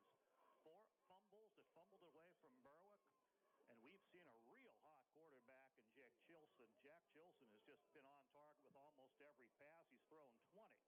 The thing is, they've only caught 6 of the 20, at least 12 drops. So it's been a strange game where both teams are having trouble with execution and penalties. Chilson out of the gun. Line of scrimmage to the 10-yard line. Has the snap back to throw. Fires over the middle. Diving attempt at the 15-yard line. They're saying incomplete. Tried to bring Frisco in the linebacker area, figuring they were going to blitz the inside for Berwick now defensively is Anthony Barada. That is a great story. Yeah. He's been out for a long time with an injury, and as a senior, it really bugs him. He's a valuable member of this team as a defensive back, as a receiver as well. Good to see him in there, 2nd and 10 from the 10. Chilson rolls right, looking to set up a screen. He's in the end zone. The ball pops free. Tunkhannock able to recover, but it will be a safety. Berwick will get 2 points as the ball was knocked free. And a big lineman Colin Paraski came up with for Tunkhannock. But Berwick will get the 2 points, and they'll get the football with 7:04 to go in the half. 9-6 Bulldogs. You're listening to Berwick Football on Sports Radio HLM. At Traditional Home Healthcare, their beliefs make all the difference. You have the right to choose the highest level of healthcare in your own home, from pediatrics to seniors, as well as non-skilled home care services like meal prep, housekeeping, and companionship. They'll work with you every step of the way to create a care plan for your loved one, because Traditional is more than a home healthcare agency. They're your extended family when family can't be there. Visit traditionalhomehealthcare.com today. This is Berwick football coach Carm DiFrancesco. You are listening to Bulldogs football on Sports Radio HLM. Berwick Bulldog football. WHLM Bloomsburg. WBWX Berwick. HLM. Berwick gets 2 points on a safety. Jack Chilson goes into his own end zone to throw. He's hit, harassed by both Eric Montez and Mason Lawball. Ball pops loose. Tunkhannock recovers, but the safety goes to Berwick, and they extend their lead to 9-6. 7:04 to go in the opening half, and the Bulldogs will get the football. Tunkhannock kicking from their own 20. Colin Paraski, the big lineman, falling on it, gives up 2 points for his team. But if Berwick fell on it, he'd give up 6 points as a touchdown plus the PAT try. So, yes, great defense. Montez comes around the end. Mason Lob up the middle. Squeeze the quarterback, gives him nowhere to escape. Strip the ball, and it results in a safety. Montrose will kick off from the Tunkhannock 20-yard line. Low line drive kick. Fielded by Tegan Wilk at the Berwick 34-yard line, and it opens up over midfield to 45 to 40. Down the sideline, 35. Gets by one man and another, and finally ridden out of bounds. Another terrific kick return by Tegan Wilk. This one to the Tunkhannock 17-yard line. Jim, you thought that kicking out of bounds isn't the worst thing in the world. Here they squib it to keep it away from Tegan Wilk. It dies around the 35, and Tegan Wilk picks it up and still finds the same lane. It opens up the left hash. He's sprinting, makes one man miss at midfield, and then it's Jackson Montross, the kicker again, down around the 25. He leaves him sprawling. He had no chance of getting it, and finally he's knocked out of bounds late. Berwick, 1st and 10, 49 yards on the kick return by Tegan Wilk. He had one of 51 earlier in the game. Bulldogs from the Tunkhannock 17-yard line. Wabaugh takes the snap, gives the ball to Aiden Mason off the left side. Big Jamal Zacharias wraps him up for a gain of 2 to the 15. He ran hard, though. Ran off the left side. Berwick wants to flex his muscles and make things happen.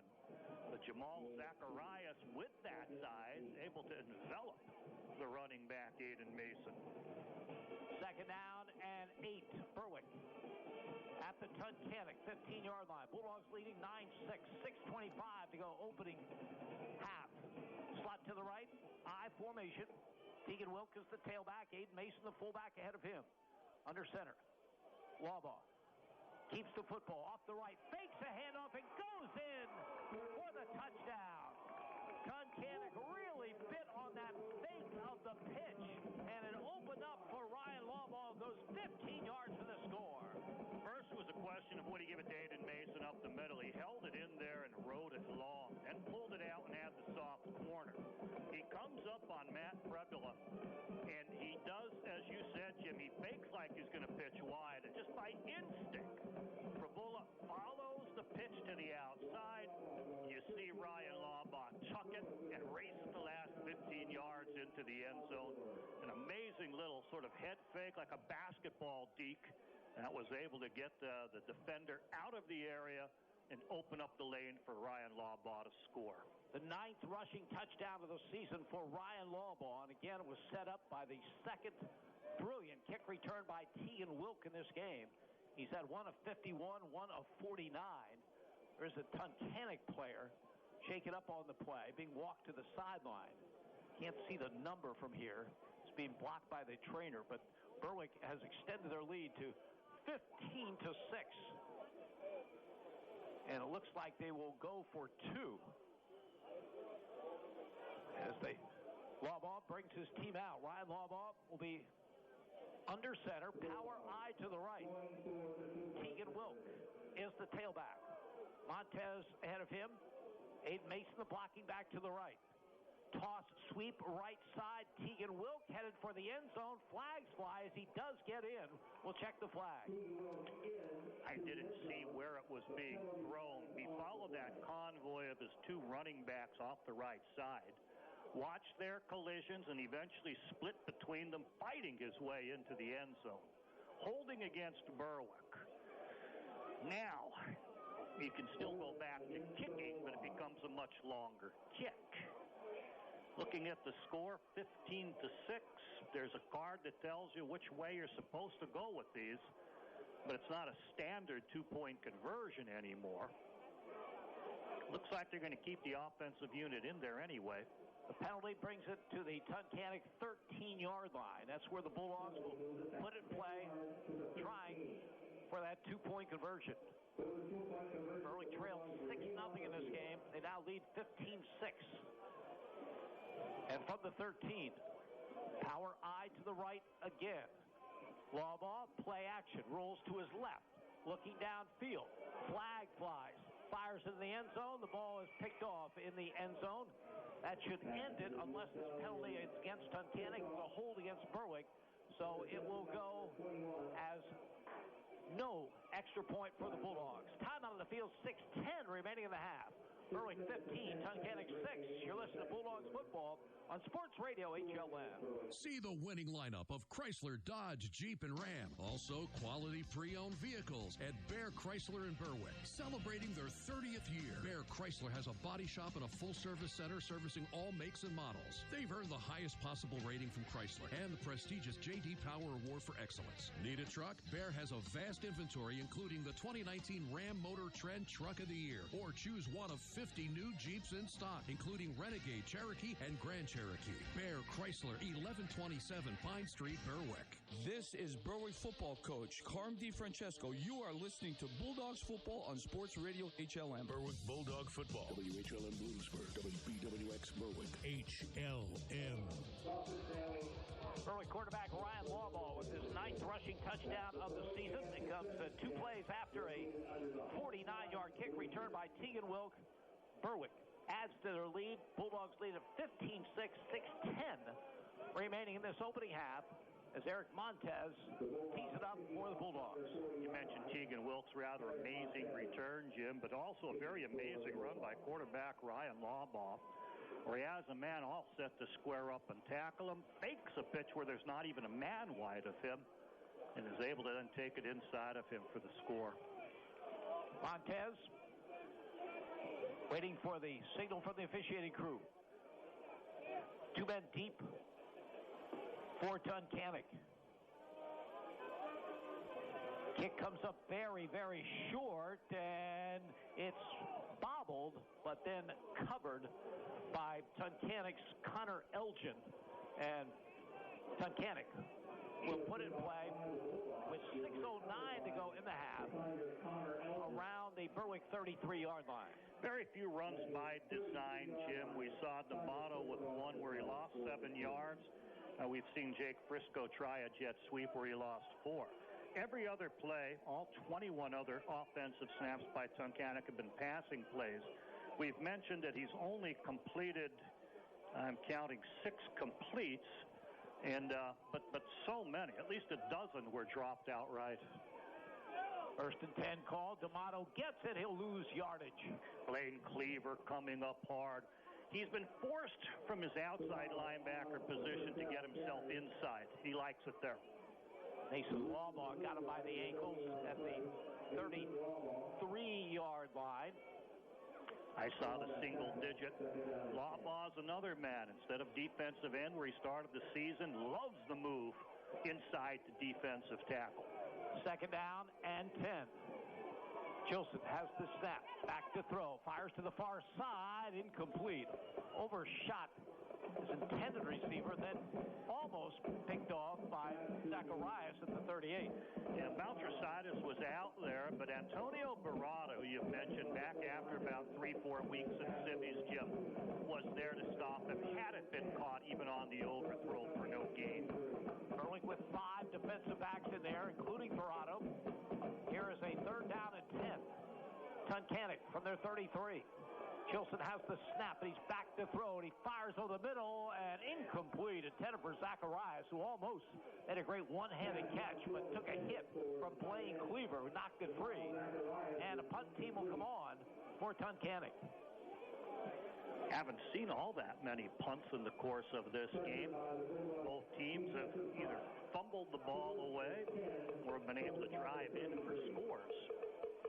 Tegan Wilk deep.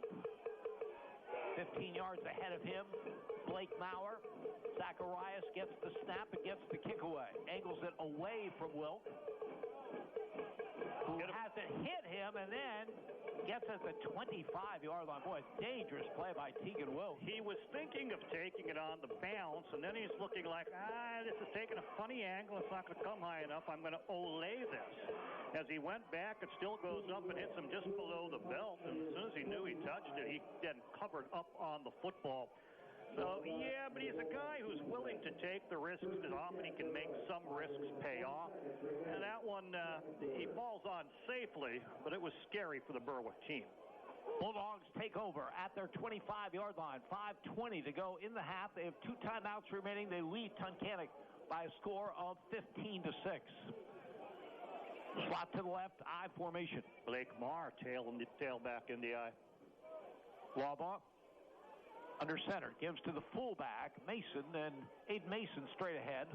Will pick up close to 3 near the 28-yard line. Aiden Mason as a fullback gives you that double threat. He's a solid blocker. He has some bulk to him, but he can also be a wonderful running threat when you give him the ball. Quick hitter, and that's about 3 yards there. Second down and 7, Bulldogs. Under 5 minutes remaining in this opening half. The winner to face winner of Valley View and Pittston area. Valley View with a big lead in that one. Catch up with all the scores, playoff games with Raven Klein at the half. The give on the play is to Blake Maurer. Breaks by one tackler and gets close to the first down out near the 34-yard line. Ran off the right side toward Noah Craig, and things bunched up. He stayed behind the pile, and then he broke it inside back over center, where he found running room and got about 6 yards after that. Third down and 2. Berwick just short of the Tunkhannock 34-yard line. Tegan Wilk back in there as the tailback as Berwick goes power I to the left. Lawbaugh under center. Third down call. Wilk gets it off the left side. Breaks free to the 40. To the 45. Spin move to midfield. Still on his feet. Gets to the Tunkhannock 41-yard line. Tegan Wilk with a terrific play. 26 yards on the carry. He's amazing.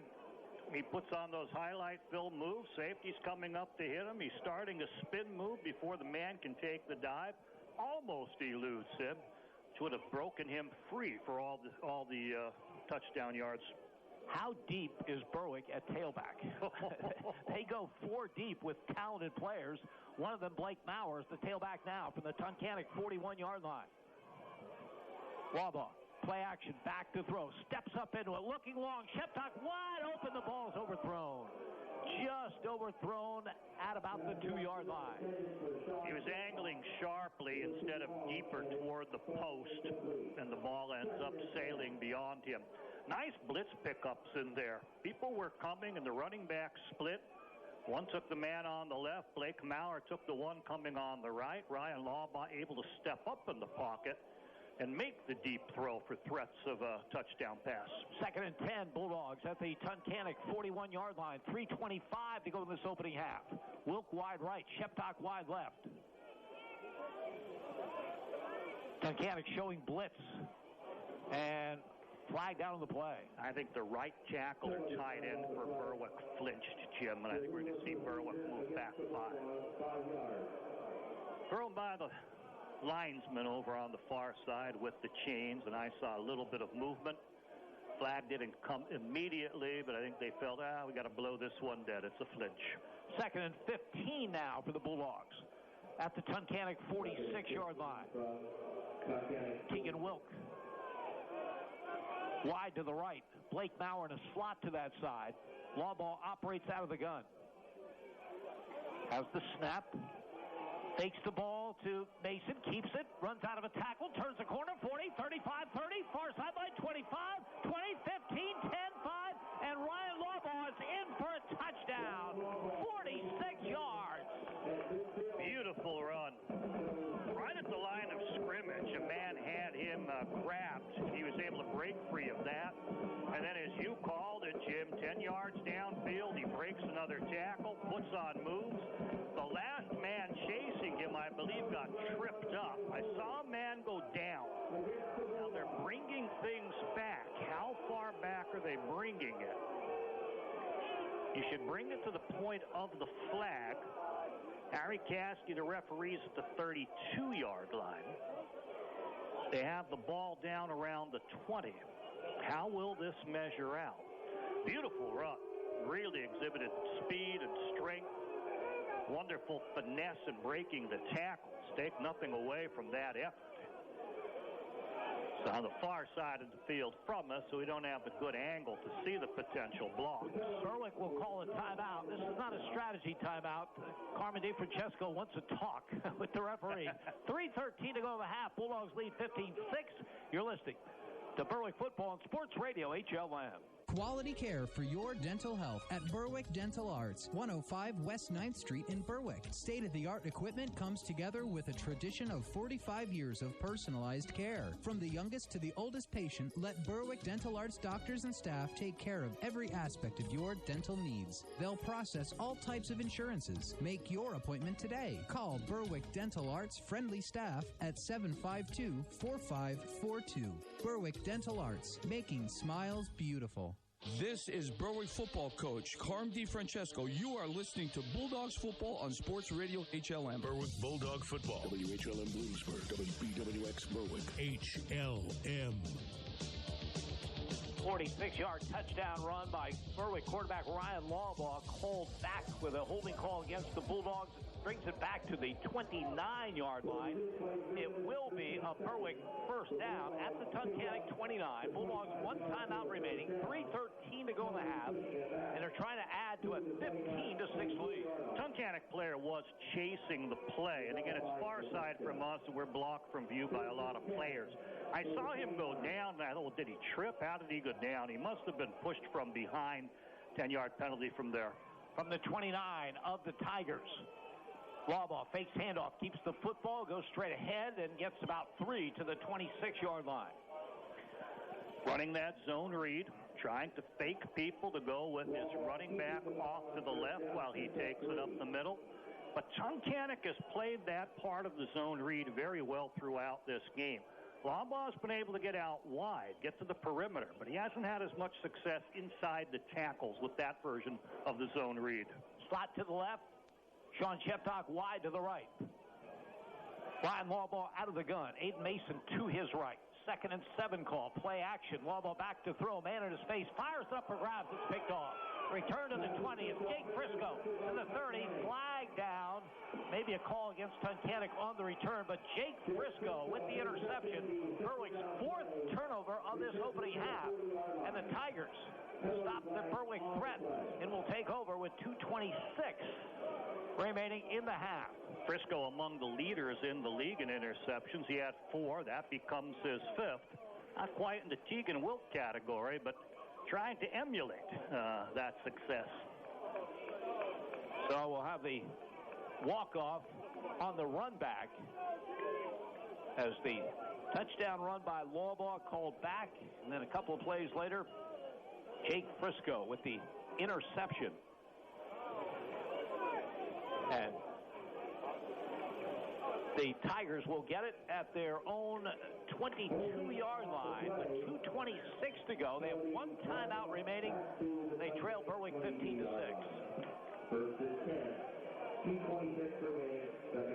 Berwick being a little bit more of a prevent. Looks like they're going to kind of cover the 5 receivers man-to-man underneath.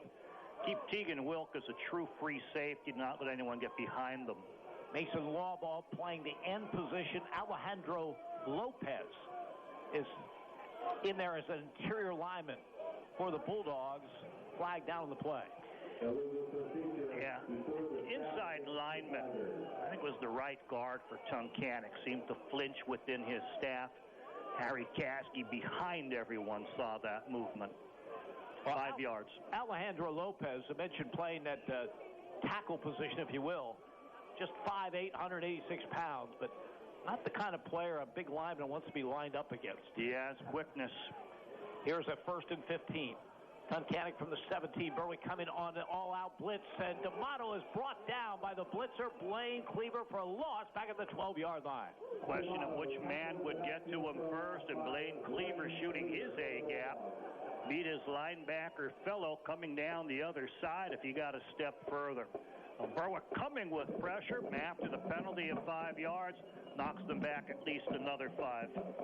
Clock running under 2 minutes to go in this opening half.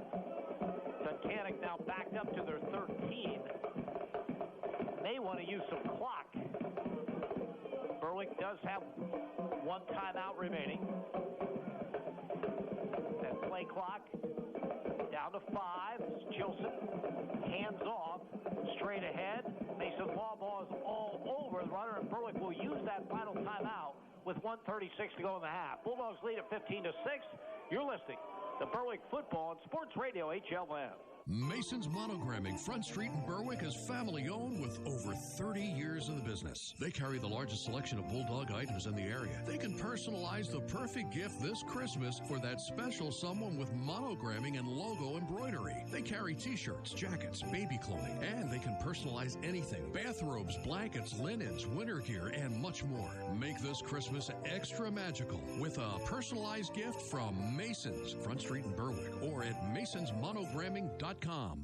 This is Berwick football coach Carm DiFrancesco. You are listening to Bulldogs football on Sports Radio HLM. Berwick Bulldog football. WHLM Bloomsburg. WBWX Berwick. HLM.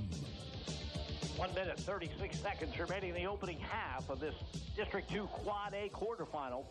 Berwick leading Tunkhannock 15-6 in the first meeting between these two schools since 2013. And the Bulldogs have just used their final timeout. Tunkhannock backed up to their own 12-yard line, facing a 3rd down and 21. Incomplete, stops the clock, so you're thinking don't pass, but of course this is a guy who puts the ball in his receiver's hands. Short pass may have more of an opportunity. I think I'd run it here, take the seconds off the clock. Man in motion, that's Frisco left to right, the handoff to Ty Conan, his 2nd straight carry. Again, no gain, may have lost a couple on the play, back to the 10-yard line. And they will let that play clock run as much as it can. But, you know, Berwick used that final timeout. Well, you've got a Tegan Wilk back deep. And Tunkhannock punting from deep in their own territory. Want to give him an opportunity to do his thing. He's had a 49-yard kick return and a 51-yard kick return. Now he'll try for a punt return. Zacharias back to the Tunkhannock 1-yard line as they let that play clock go as long as they can. It's under 5. The snap and the kick is away.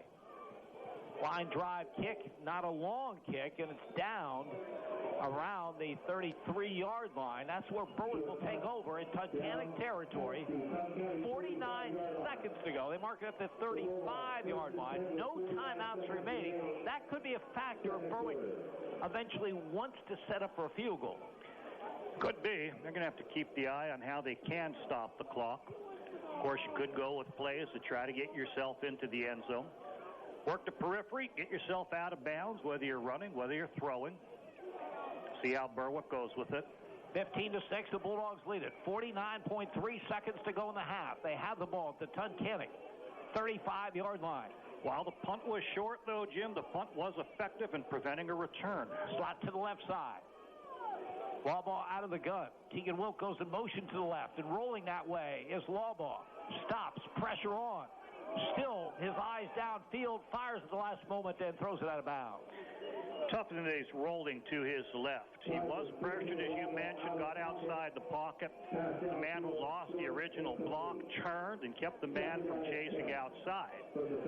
While running to the left, and if you do stop, you're going to be smothered for the sack. It's just hard to get that ball downfield. Clock stops, 40.7 seconds remaining in the half. Berwick second down and 10 at the Tunkhannock 35-yard line as they send Sean Sheptock wide left. Blake Bauer in a slot to that side. Tegan Wilk far to the right. Lama back to throw. He's looking long for Sheptock. Throws it into traffic. There's a double team on him, and it's intercepted 1 yard deep in the end zone by Nate Lord. It'll be Berwick's fifth turnover of this opening half. It comes with 33.8 seconds remaining. There is a flag down behind the line of scrimmage. Most likely a hold against Berwick. That will be declined.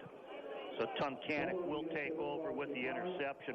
Nathan Lord, 6'3", so he matches up pretty well with Sean Sheptock, plus the safety cheated in that direction. I sense they might have gone toward Tegan Wilk and hoped to use his athletic ability on a shorter corner. But they decided to go to the height, and Sean Sheptock and Nathan Lord made them pay. So Tunkhannock probably in a kneel-down situation. I thought they had given the indication of a catch in the end zone, but they're putting it right at the 1 yard line with 33.8 seconds. So this is a dangerous spot. Yeah, you can't just take a standard kneel down, Jim. You got a quarterback sneak this.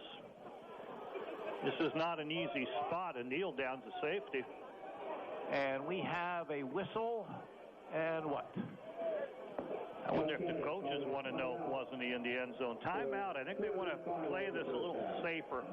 Probably they were calling on the kneel down and then realized where they were. We'll keep it here with 33.8 seconds remaining.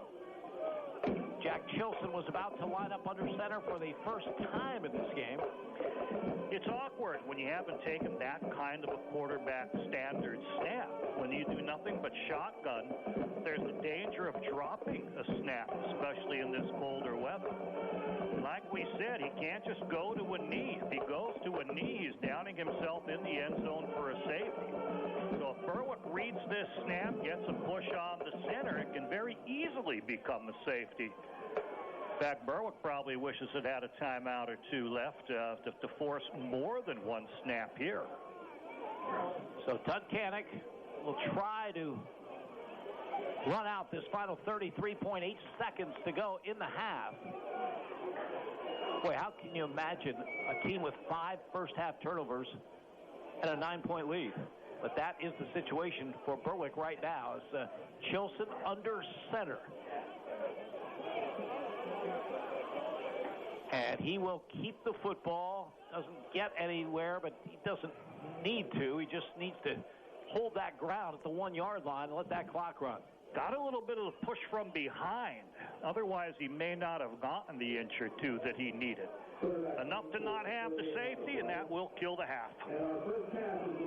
First half has come to an end here at Crispin Field. This District 2 Quad A quarterfinal. Berwick 15, Tunkhannock 6. You're listening to Bulldogs football on Sports Radio HLM. Welsh's Towing and Repair proudly supports the Berwick Bulldogs and wishes them a successful year. Welsh's Towing and Repair has a long tradition of helping. You can call Welsh's 24/7 at 759-9737 if you are in need of a tow, jumpstart, tire change, are locked out, or to request them on scene if you're in an accident. Welsh's accepts all major insurance and motor clubs, and they offer all types of preventive maintenance and state inspections for cars, trucks, and motorcycles. Welsh's Towing and Repair, South Mercer Street in Berwick, and at their South Center Storage Facility, Columbia Boulevard in Berwick.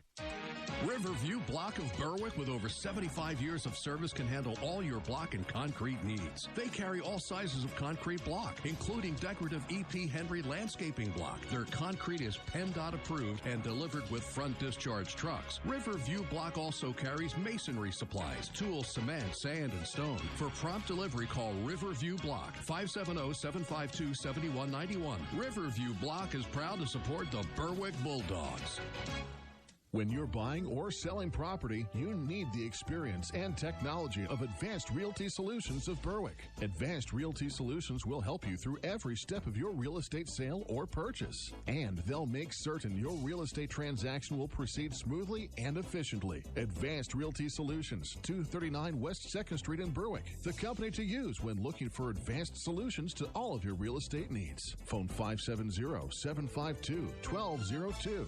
It's Alexander Family Buick GMC's end of summer clearance sale. Great summer sales have left us overstocked with the highest quality pre-owned vehicles. One owner, local trades, off-lease cars and trucks, all reduced to sell. Get a 2017 Chevy Traverse for only $19,988 and an 18 Nissan Maxima, only $18,988, or a 17 Chevy Cruze, now only $13,988. Check us out online or stop and shop in Bloomsburg for the lowest price guaranteed. Alexander Family Buick GMC. We're taking deals the other guys won't. This is Berwick football coach Carm DiFrancesco. You are listening to Bulldogs football on Sports Radio HLM. Berwick Bulldog football. WHLM Bloomsburg. WBWX Berwick. HLM. Jim Doyle and Andy Lichty from Crispin Field in Berwick. We've come to halftime of this District 2 Quad A quarterfinal. Berwick leading Tunkhannock 15-6. Bulldogs surviving 5 first half turnovers and scoring 15 unanswered to take this lead at the half. Bulldogs' first turnover came on a muffed punt on Tunkhannock's first possession. They took over, couldn't get very far, but settled for a Jackson Montross 42-yard field goal. He remains perfect on the season, 9 for 9 with that one. A 3-0 early lead for Tunkhannock. Later, Berwick able to get it into Tunkhannock territory on a 17-yard pass completion to Abe Mason, but he fumbled the football.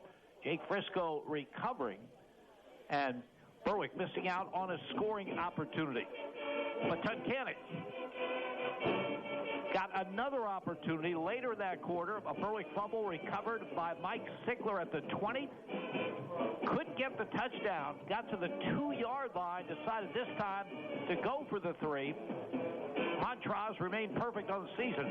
Tunkhannock had a 6-0 lead after 1 quarter of play. In the second quarter, Tegan Wilk, after a 51-yard kick return by him, also had a 24-yard run on a double handoff as Ryan Lawbaugh handed it to Preston Robbins, who in turn handed it to Wilk. And that set the stage for a 1-yard touchdown run by fullback Eric Montez, his 3rd of the season. So 8 plays, 48 yards altogether after the kick return by Wilk. Brendan Hinkle with the extra point, and Berwick took their first lead at 7-6, 9 minutes to go in the second quarter. Bulldogs had another great opportunity. Big hit by Blaine Cleaver. Forced a fumble recovered by Sean Shepdye. That was at the Tunkhannock 24, but that possession went backwards after that. The Bulldogs were forced to give it up. When Tunkhannock got it back, they were deep in their own territory. Their quarterback, Jack Chilson, went back in the end zone, was hit by a couple of Bulldogs. Ball popped free, recovered by a lineman for Tunkhannock. But the safety goes to Berwick, and they extend their lead to 9-6 with 7:04 to go in the quarter. Then a 49-yard kick return by Tegan Wilk to the 17-yard line. 2 plays later, a 15-yard touchdown run by Ryan Lawbaugh. With 6:10 to go in the half, Berwick extends their lead after the 2-point conversion pass fails, 15-6. Bulldogs later had a 46-yard touchdown run by Ryan Lawbaugh called back. Lawbaugh's desperation pass after that was intercepted for the 5th turnover. That's how we stand here at the half. Berwick 15, Tunkhannock 6. Stay with us at halftime. Raven Klein will bring us updated on other playoff scores from tonight. Andy Lichty will have all the first half stats. You're listening to Bulldogs football on Sports Radio HLM. Prices are falling on all our vehicles during the fall sell-off event happening right now at Fairfield Chrysler Dodge Jeep Ram. It's Ram Power Days, so let's talk Ram trucks. We have over 100 of them on site ready for you to drive home. And you can get 0% for 60 months plus no payments for 90 days on select 2019 Rams. Or lease Lease one for just $159. Jeeps? You won't find a better selection anywhere else. Lease a 2019 Grand Cherokee Laredo or a 2019 Cherokee Limited for just $199. So don't shop the rest. Shop the best. Come see the Kaiser Boys and experience for yourself the best selection, the best prices, and the best service and parts around. Fairfield Chrysler Dodge Jeep Ram. Route 405 in Muncie or Route 11 in Danville. Fairfield for the best deals. Leases are for 24, 36, and 42 months. $34.99 due at signing. Offers on select vehicles only for qualified buyers only. Must finance through Chrysler Capital. Offers end October 31st. See dealer for complete details. Fairfield, you're gonna love us. Berwick Bulldog football. In HLM Sports Tonight, in District 2 Quad A quarterfinals. At half, Valley View leads Pittston area 42-0. At half, Dallas leads Abington Heights 56-7. At half, Crestwood leads North Pocono 20-0. In District 4 Quad A semifinals. In the second, Jersey Shore leads Shikellamy 44-12. At half, Selinsgrove leads Midwest 41-0. In District 4 AAA quarterfinals. At half, Central Columbia leads Danville 3-0. At half, Montoursville leads Shamokin 28-0. At half, Loyal Sock leads Mifflinburg 14-0. At half, Warrior Run leads Lewisburg 21-7. In District 2 and 4 6A semifinals. At half, Delaware Valley leads Williamsport 36-6.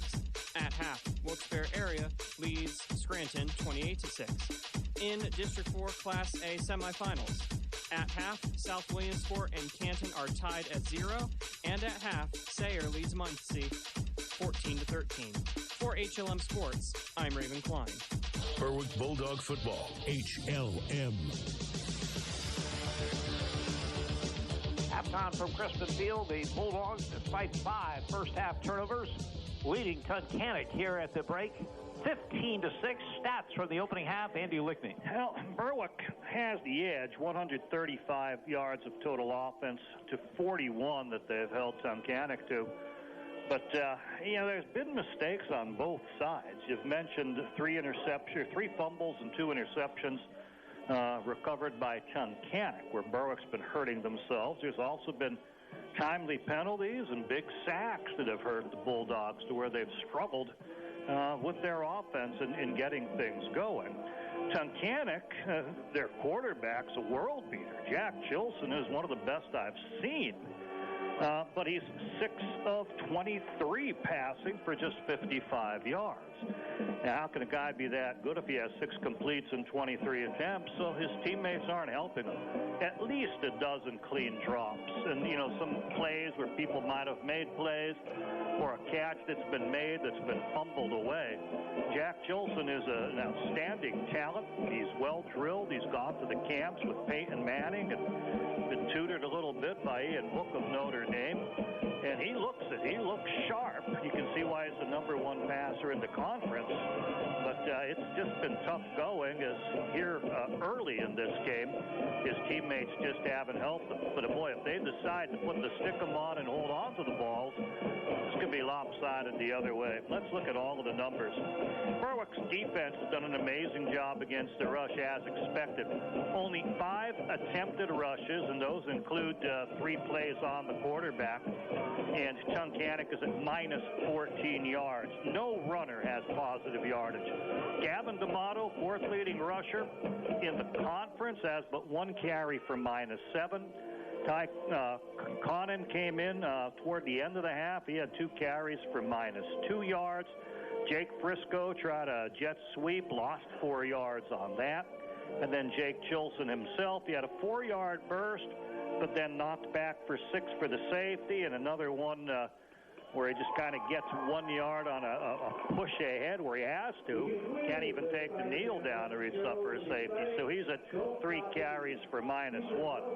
So make it 3, 4, 5, 6, 7 carries for minus 14 yards for Tunkhannock. Passing 6 of 23.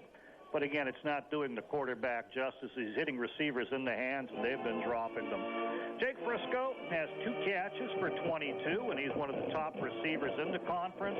Tops in catches, 2nd in yardage, 10 touchdowns. He's been a stud. But here he has 2 catches for 22. He's played some amazing defense, though. Jamal Zacharias, big 290-pounder at tight end.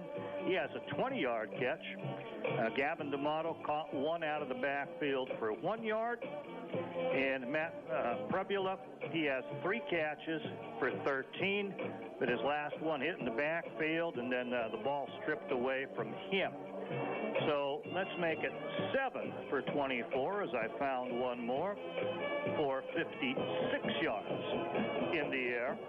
Combine it with the minus 14, and we're looking at 42 yards in total offense for Tunkhannock. Berwick's played wonderfully on defense, although if the receivers get it together, it could pose problems for the Berwick defense. The quarterback has been on target. Berwick offensively, 118 on the ground, just 17 in the air, total of 135 here at halftime. Only one complete in 10 attempts for Ryan Lawbaugh. He's been intercepted twice in this half, and his 17-yard pass completion, that was to Aiden Mason, but at the end of the run, he fumbled it away. So the passing game has pretty much been a disaster for Berwick in this first half of football. Running the game, they've been doing nice. 21 carries, 118. Aiden Mason, 36 yards on the ground on 5 carries. Blake Marr has a 6-yard tote. Tegan Will carried 6 times for 70 yards. It looks like they're trying to get him the ball a lot more out of the tailback position. Alejandro Lopez had 1 carry, lost 2 yards, and fumbled that away. And then Ryan Lawbaugh, the quarterback, he is at 7 carries for plus 7 yards. Started out taking a couple of big sacks, but then worked his way back with a touchdown run to be in the positive area. So Berwick with 118 yards on 21 carries. 17 in the air, but that was fumbled away. 135 yards here at halftime. Jim, I don't think it's a game where the stats are really showing it, unless you're looking at stats like kick returns, penalties, and turnovers. That's been the story. And if there's any doubt whether Tunkhannock can come back in a football game, they had the most memorable comeback of this season against Pittston area. They trailed 32-7 in the fourth quarter.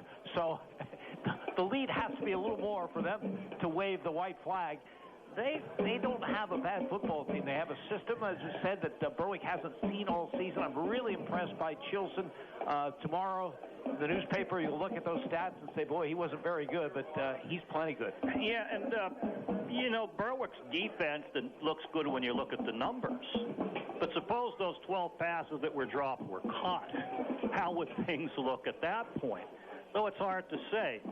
Berwick's been putting on a very good pass rush on him, but he has the poise to get rid of it quickly. They have a system designed to get rid of it quickly.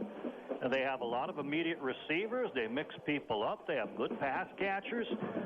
This is still anyone's ball game, Jim, although Berwick has the edge now. And you can say, well, Berwick's not going to have 5 turnovers in the second half. But you can say that Tunkhannock's not going to have 12 dropped passes in the second half.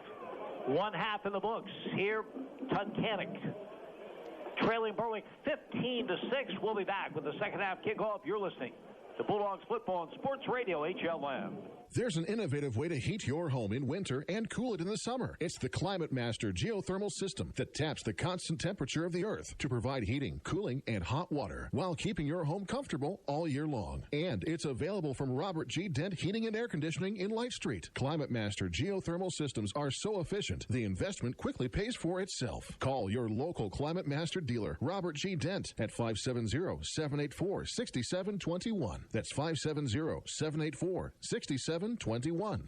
Ask Ameriprise financial advisor Jeffrey McKinnon about the exclusive Confident Retirement Approach. It's a personalized, flexible, step-by-step approach toward financial balance. Call Jeff today at 570-520-4137. Offices are located at 22 South Prospect Street in Nanticoke, PA, and 118 East 3rd Street in Berwick, PA. The Confident Retirement Approach is not a guarantee of future financial results. Investment advisory products and services are made available through Ameriprise Financial Services Incorporated, a registered investment advisor. Neighbor Fence Company has fencing for where you want it, serving Columbia, Montour, and Luzerne counties. Neighbor Fence provides top-quality residential and commercial fencing, vinyl, chain link, wood, aluminum, and ornamental fencing, plus vinyl railing and specialty products. Neighbor Fence Company, 1140 State Route 239 in Wapwallopen. Call 570-752-4423 or visit them online at neighborfencecompany.com. Neighbor Fence Company is a proud sponsor of local youth athletic teams. First Columbia Bank has brewed up the perfect checking account for you or your business that you can take with you wherever you go. Free and Easy Checking offers 17 free First Columbia ATMs for your local commute and access to 55,000 free Allpoint and Sheets ATMs for you when you hit the road. Plus, for a limited time, get a free Mr. Coffee travel mug and thermos set when you open a new checking account or refer a friend. First Columbia Bank, with you every step of the way. Restrictions and data rates may apply. First Columbia Bank. Bloom Heating is the answer to all of your heating needs. They're a full-service oil heat company focused on providing you with premium-grade heating oil for a clean, efficient operation. Bloom Heating offers competitive pricing. They have parts in stock to fit most residential boilers and also install cast-iron peerless boilers. Bloom Heating also carries off-road diesel fuel. Give Bloom Heating a call today at 784-4919 for all of your heating needs. Touchdown! We celebrate every happy client at Gordner Coombs Insurance. Like Terry P. says, very helpful and willing to answer my questions. Exactly what I was hoping for. Or Joellen F. Weather totaled my car and damaged my roof. Everything was taken care of. You're the best. Touchdown! Our clients know. We listen, we advise, we care. We are Gordner Coombs Insurance. Find us on Facebook, LinkedIn, GordnerInsurance.com, or Main Street, Millville. Rest insured with us. This is Berwick football coach Carm DiFrancesco. You are listening to Bulldogs football on Sports Radio HLM. Berwick Bulldog football. WHLM Bloomsburg. WBWX Berwick. HLM. Both teams have made their appearance on the field. A couple of minutes away from the kickoff to start the second half. Berwick leading Tunkhannock by a score of 15-6.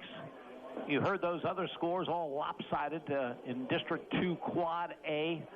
Certainly the winner of this game will be headed to Peckville next Friday to take on Valley View, the two-time defending District 2 Quad A champions. Berwick hoping to be there. The Bulldogs try to overcome a subpar first half with 5 turnovers and some key penalties. Still leading by a score of 15-6, and they will get the football to start the second half. Jim, a couple of storylines. It looks like quarterback Jack Chilson is out. Paul Saklowski came over and talked to me. He thinks since the safety, his brother had been in there. Now, they look similar, single digits, and about the same height. One's just a freshman, though. And as I scan the sidelines, I'm seeing number 7. That would be the starter, Jack Chilson, with a hood up and no helmet on, and the brother warming up. Wow, it's a tough break. Huge. So we'll have a 9th grader at quarterback for Tunkhannock in this second half. Berwick's going to get the football moving from our right to our left.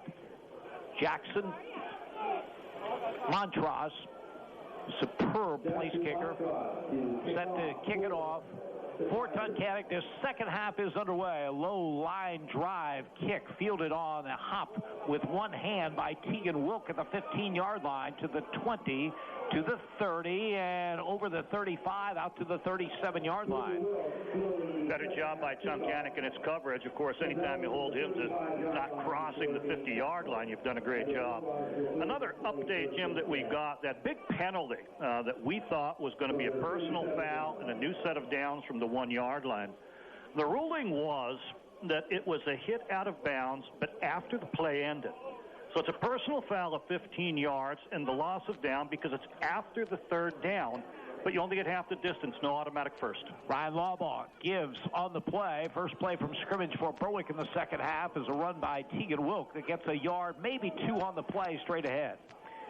Tegan Wilk has been the leading carrier for Berwick. That's his 7th carry of the game.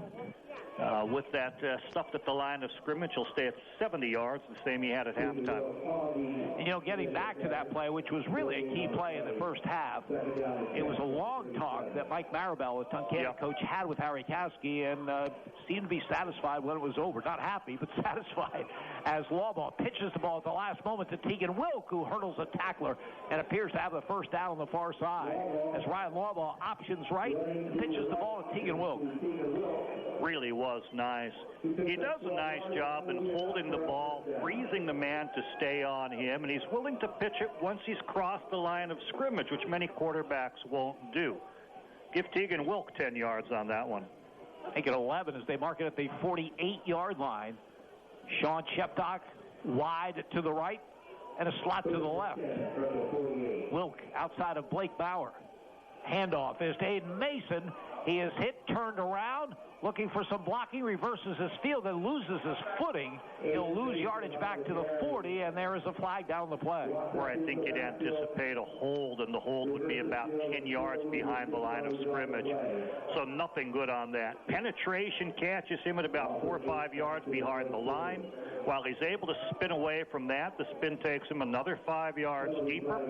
Tries to reverse the field because that's where the spin took him. Looked like he had a shot, picked up a nice clean block, but then a flag thrown by the referee. Now, did he see it about 5 yards from the line or back where he dropped the flag at about 12?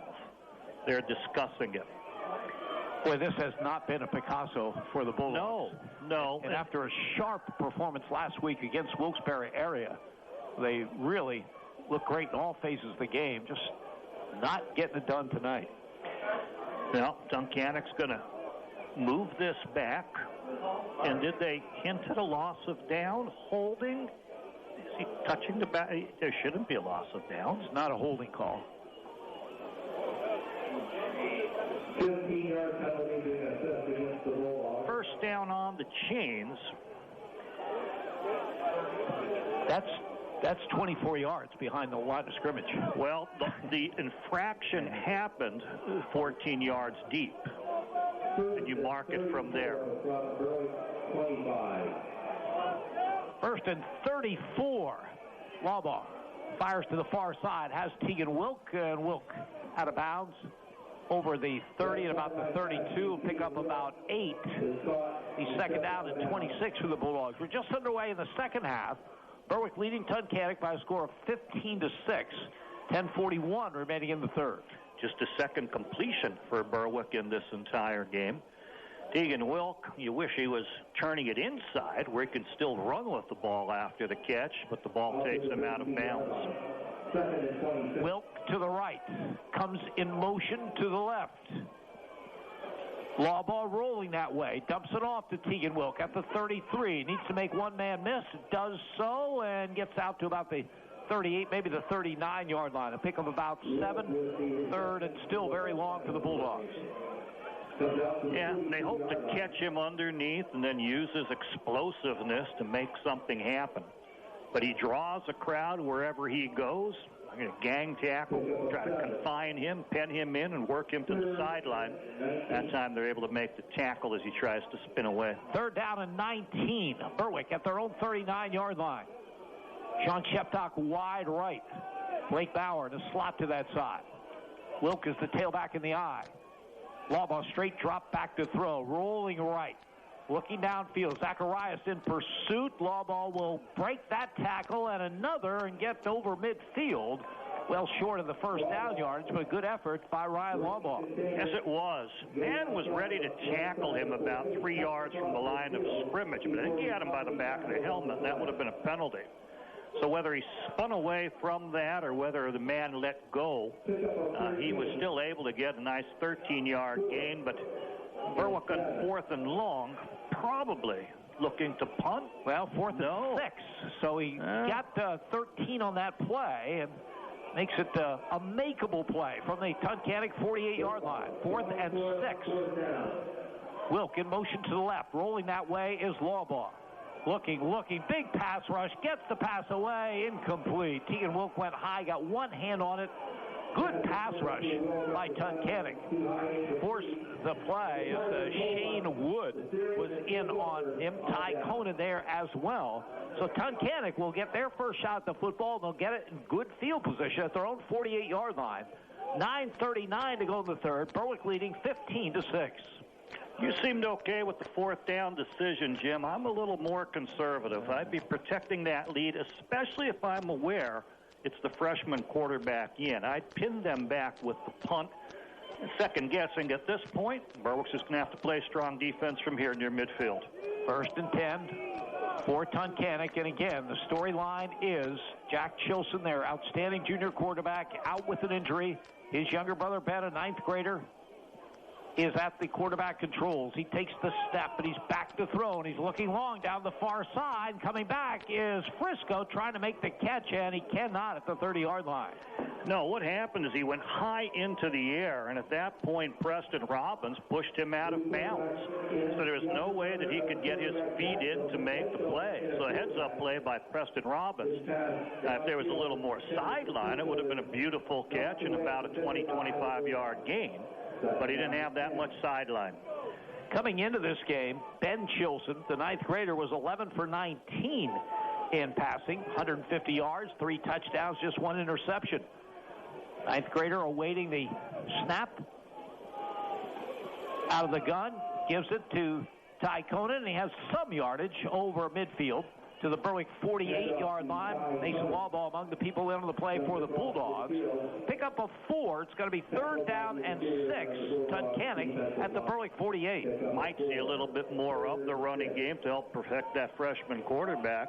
But Ben Chilson's gone to a lot of the same camps that his brother has gone to. You know, he's relatively polished. They work out together. Back to throw. Ben Chilson fires incomplete. Intended for Zacharias here at the Berwick 40-yard line as Blake Maurer on the coverage for the Bulldogs.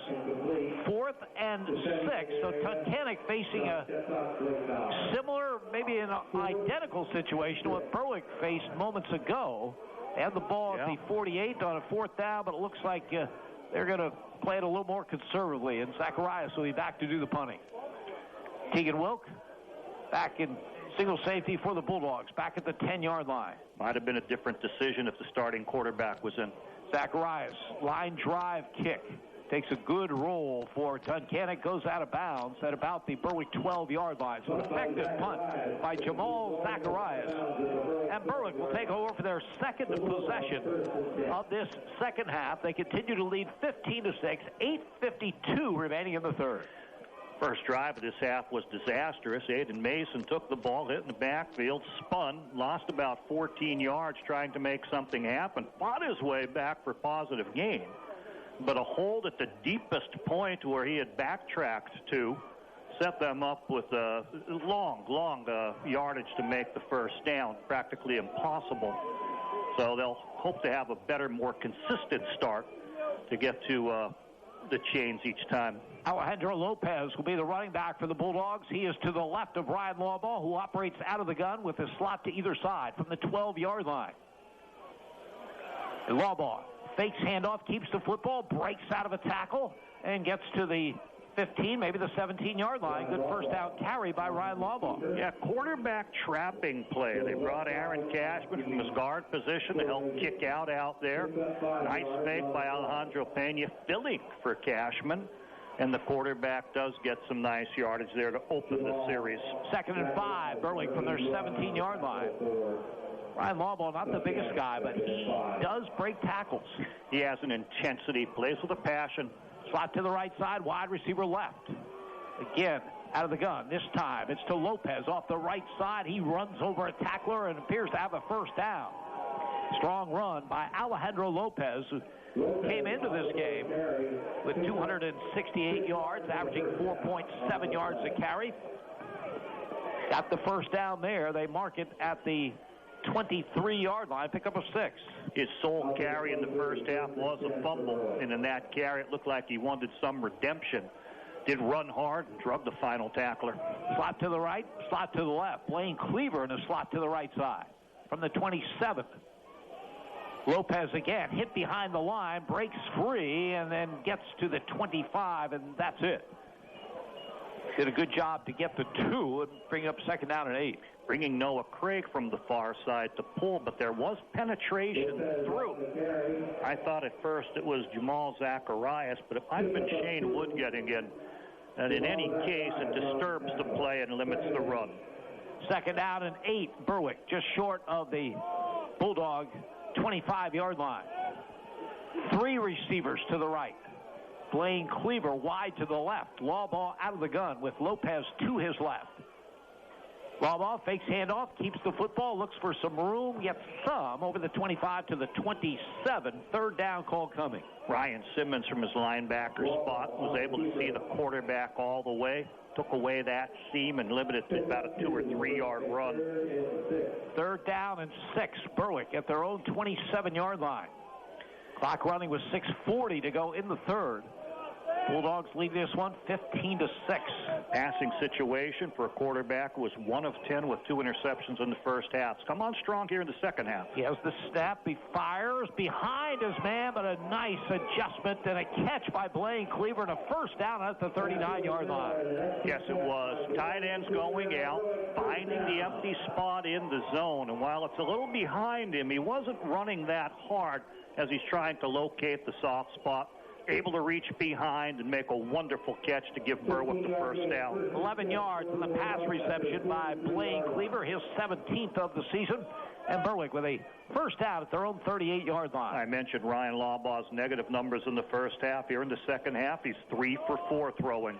Wide receiver right is Sean Sheptock. Slot to the left. Lawbaugh out of the gun.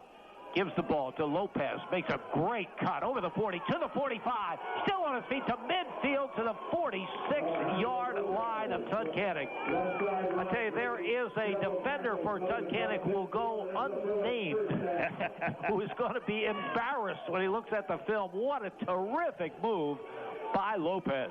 May not be any film that this is their final game, Jim, but you're right. Berwick will look at that film and cheer that move. A wonderful little sidestep to avoid a man.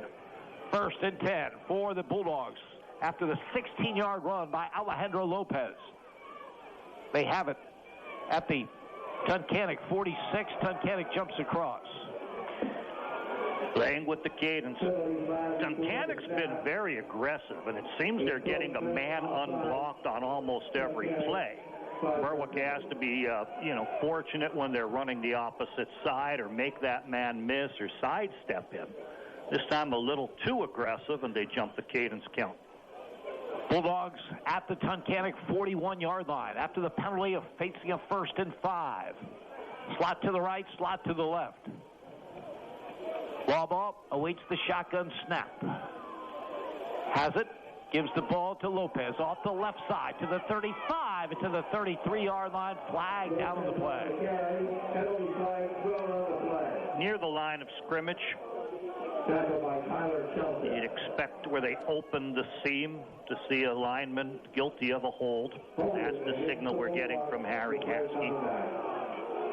Carmen DiFrancesco needs some convincing as he walks the sideline. Be a penalty against the Bulldogs. Play was from the left hash toward the Berwick sideline, so he'd feel he have a pretty good look at that one if he disagreed with it. But in a 7-man crew, a lot of eyes on things, and they felt it was illegal use of hands to open that up. First and 13 for Berwick after the penalty. They have it at the Tunkhannock 49-yard line. Slot to the right side. Lawball fakes to Lopez. It opens up for Lawball to the 40, the 35, to the 30, lowers the shoulder, gets inside the 20, down around the 16-yard line. Is there another flag on the play? There is, back at the 47. There was a late flag. There were 2 men isolated at the line of scrimmage. Everyone else had left. The fans saw the flag coming out as it was Blaine Cleaver mixing it up with one of the Tunkhannock players. I didn't see the infraction, but they were the only 2 people there when Harry Caskey decided to throw the flag, and it's going to be a hold well behind the play on Blaine Cleaver. So this drive, which appeared to have some promise when Berwick had a first and 5 at the 41, Now Bulldogs way back as the line of scrimmage will be their own 42-yard line. So first down and 22 coming. So we've got penalties on 3 straight plays. One on Tunkhannock and 2 holding calls against the Bulldogs who are back at their 42. Lob gives to Lopez. He's dropped for a loss back at the 37-yard line. No chance for Alejandro Lopez. Shane Wood coming in from his defensive end position. It just seems on every play there's one man that's not quite touched. And, boy, Shane Wood has been at the point of attack. Coming in strong. We've seen him earlier in this half make a nice tackle in the backfield. This is a very challenging drive for Berwick. My favorite play is the quick kick. Get it out of there, start over. Second down. And the only thing is, run a couple plays, you run some clock as well. As Labaugh has the shotgun snap and he's back to throw, and here comes the rush, and now he's in trouble. He gets out of a would-be sack attempt. He's still on his feet over the 40 and dragged out the 42-yard line. Is making the play is Michael Sigler, the linebacker, 5'8", 180-pound sophomore. Lawbaugh's down, and Tunkhannock players down. Lawbaugh's sitting up. He got shook up. He had to break about 3 tackles to gain about 10, 12 yards from his deepest depth in the backfield. There was a holding call against Berwick again on that play. It's got to be declined by Tunkhannock. We have 3:28 to go in the third. Berwick leads 15-6. You're listening to Bulldogs football on Sports Radio HLN. Whether you need a dishwasher, refrigerator, stove, washer, dryer, microwave, or water heater, Flick Brothers Electric features low prices and top-notch customer service. Save on major name-brand appliances, including General Electric, Whirlpool, Frigidaire, KitchenAid, Maytag, Smeg, Fisher-Paykel, Speed Queen, Sharp, Amana, and more. Plus, they sell built-in-the-USA Viking appliances. They're all on display at Flick Brothers Electric, Maple Lane, Bloomsburg, for over 65 years. Call 570-784-3444. This is Berwick football coach Carm DiFrancesco. You are listening to Bulldogs football on Sports Radio HLM. Berwick Bulldog football. WHLM Bloomsburg. WBWX Berwick. HLM. 3:28 remaining in this third quarter. Berwick at one point had a 1st and 5 at the Tunkhannock 41. 3 holding calls against the Bulldogs on this series. They're now back at the 42-yard line. Tyler Chesla was the injured player for Tunkhannock. He was helped to the side. Here's a third down. Ryan Labaugh was also down, Jim, but he got up quicker, so he's not going to be viewed as the injured player. He's staying in for this play. Wide receiver to either side. Labaugh has the snap, and he's back to throw, and he's looking, and he has his man, Tegan Wilk, but it's picked off. Great interception at the 40, and flags fly after the play.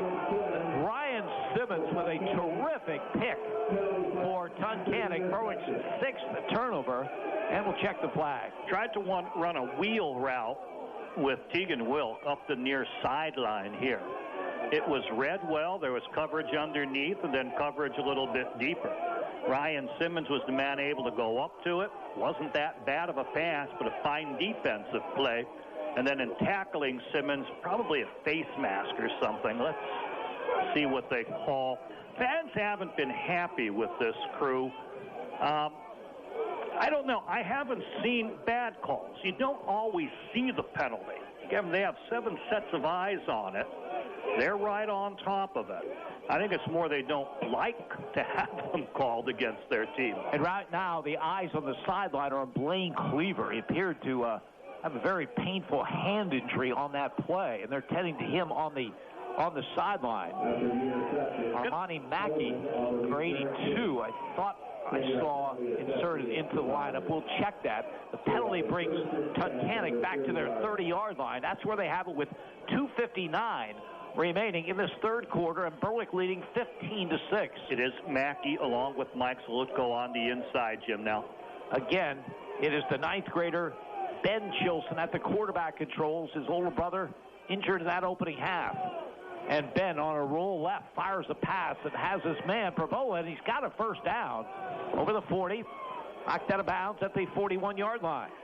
Yeah, Preston Robbins eventually came up. It wasn't his man. He had a man coming out of the backfield, so linebackers needed to take that. So eventually the corner, Preston Robbins, comes up, hits him and knocks the ball loose, but the man is out of bounds. Frebula will get the chains, an 11-yard gain. First and 10, Tunkhannock at their 41-yard line. Ben Chilson out of the gun. Fakes handoff, keeps the football himself, makes the law ball, wraps him up. After a gain of maybe a yard or two on the play. Give 2 to the 43, second down and 8. Looks like pretty much the same offense with the youngster in there. Yeah, I'm sure he's mastered it. The thing is, Jim, physically he hasn't grown and matured, like the brother. The brother's an inch or so taller, seems to have bigger hands. This guy seems to have a little toughness in gripping it. I don't want to call it an awkwardness, but more Colt-like in his movements. It's probably a 14-year-old. Second and 8, Tunkhannock at their 43. The give on the play straight ahead to D'Amato, and he's over the 45 out to the 47-yard line. Picks up about 4 on the play. Third down upcoming for Tunkhannock. Zalitko and Montez coming together and making that tackle after the run on the inside. Again, they continue to look at the hand of Blaine Cleaver on the sideline. Bulldogs have already lost a key player for the remainder of the season. With a hand injury. Yeah, that would be Dallas Schechterly. Here's the third down call. Berwick coming on a blitz. Chilson gets it away, has Frisco, but he's brought down just short of the first down yardage at midfield. Well, ninth grader did a nice job standing in against the blitz and getting it ahead to Jake Frisco, but they are a yard short. They have it at midfield. I think he at least barked the signals here, Jim. If you want to win this game, otherwise your season's over, you got to make something happen. They're going to hurry up. Berwick's defense is ready. Chilson out of the gun. 4th down and 1. Berwick showing blitz. They're going to throw for it. The quarterback has some room, and he gets the first down to the Berwick 40, the 30, the 25, the 20, and down to the 15-yard line. Ninth grader Ben Chilson with a long run on the scramble, and Tunkhannock with a first down. He wanted to throw here on the right side to the tight end, Jamal Zacharias, figuring they had a height advantage. But the coverage just blanketed Zacharias. So he decided he was going to have to take it upfield himself. He knew he only needed a yard or so, but he got big yardage. And coming out limping for Berwick is Sean Sheptock. Peyton Williams will replace him. The ball at the 18-yard line. So on that 4th down play, it's a 32-yard run by Ben Chilson. He looked good, loping, not great speed, but he found that seam, made up his mind, and there was open field because of man-to-man coverage in the secondary. We have 59.2 seconds remaining in this third quarter. Berwick leads 15-6, but Tunkhannock has a first down at the Bulldogs' 18-yard line. They had a player lose the helmet during the run, one of the linemen. No, it was Zacharias. Was it? Yes. So he's not in there right now. There's 3 receivers to the left as the call goes to D'Amato straight ahead, and he'll go nowhere. In fact, he'll lose a yard of the play. Yeah, Zalitko coming in very, very hard. Jimmy's an aggressive linebacker. Stepped up, saw where the handoff was going, immediately shuffled down, and he'll knock D'Amato for a loss of a yard. Jamal Zacharias has the helmet back on, and he's back in the game for a second down and 11. Tunkhannock, as they're going to let this clock wind down. And the third quarter has come to an end. No scoring in that quarter. After 3, it remains Berwick 15, Tunkhannock 6. You're listening to Bulldogs football on Sports Radio HLM. Workplace injuries can happen at any time. The effects on you and your loved ones can be devastating. The law office of Lucius, Napperstack & Crane LLP is experienced in helping people when they're injured. Don't make the mistake of going it alone. Lucius, Napperstack & Crane LLP, focused on guiding you and your loved ones through challenges and providing clarity, resolution, and peace of mind. Visit BloomsburgLaw.com or call 570-784-4654. Berwick Bulldog football. In District 2 Quad A quarterfinals, a final, Valley View defeats Pittston-area 48-0. And in District 4 Triple A quarterfinals, Central Columbia leads Danville 21-0. For HLM Sports, I'm Raven Klein. Berwick Bulldog football. HLM. We start the fourth quarter here at Crispin Field. Berwick leading 15-6. Bulldogs remain tough defensively in the third quarters. They've given up only 7 points the entire season in that third quarter, but didn't score in themselves, and it's still very much a game. As Tunkhannock threatening as we start this fourth quarter. They have the ball at the Berwick 19-yard line, facing second down and 11 as they move from our right to our left. Blaine Cleaver back in there defensively. He's a big plus for Berwick. Slot to the left, slot to the right. Ben Chilson has the snap, back to throw, gets the pass away, has the man in the end zone, Frisco for the touchdown. There is a flag down in the play, but Ben Chilson to Jake Frisco for the score. Thrown in the pocket where you'd expect holding. He had no time. Got it immediately in shotgun, heaved it up high. I thought watching was going to go out of the end zone. It will come back. There has been numerous holding calls in this game, 3 against Berwick on their last possession. A big one here nullifying the touchdown. Remember, Ryan Lawbaugh had a touchdown run the first half called back with a hold. So holding call is the call of the night as this walk-off. But, Andy, you have to admire this freshman quarterback. He stood in against a blitz and got that pass away. He's a guy who enjoys the game, Jim. He's studied the game. He's gone to camps. He and his brother together have become students of the quarterbacking position. And while he's not fully grown into the position, he has the height. There's sort of a gangliness that you see. A little bit of an awkwardness in the delivery. He's going to have it. Second down call. Pass is tipped and incomplete. Blake Bauer got his hands on the ball, tipped it up into the air. So it will be a third down and 21. Tunkhannock back at the Berwick 29-yard line. You know, that penalty was so big, obviously it nullified a touchdown, but may have taken them out of field goal territory for the moment. A field goal will be big here early in the fourth. Changes down in distance dramatically too, Jim. It's going to be very hard to convert this third down situation. 3 receivers to the left, 1 to the right. Gilson back to throw, looking for the big guy, Zacharias, but great coverage by Sean Sheptock. The ball sails over the head of Zacharias. They'll bring in Montross to try a field goal. Kicked one easily from 42 yards earlier. And this one will be about a 47-yarder for Montross, who has not missed a field goal attempt in this game. Now, there was a heavy wind in his favor in this direction early in the game. Not much now. As we straight on, the hold will be at the 37. This is a 47-yard field goal attempt by Jackson Montross.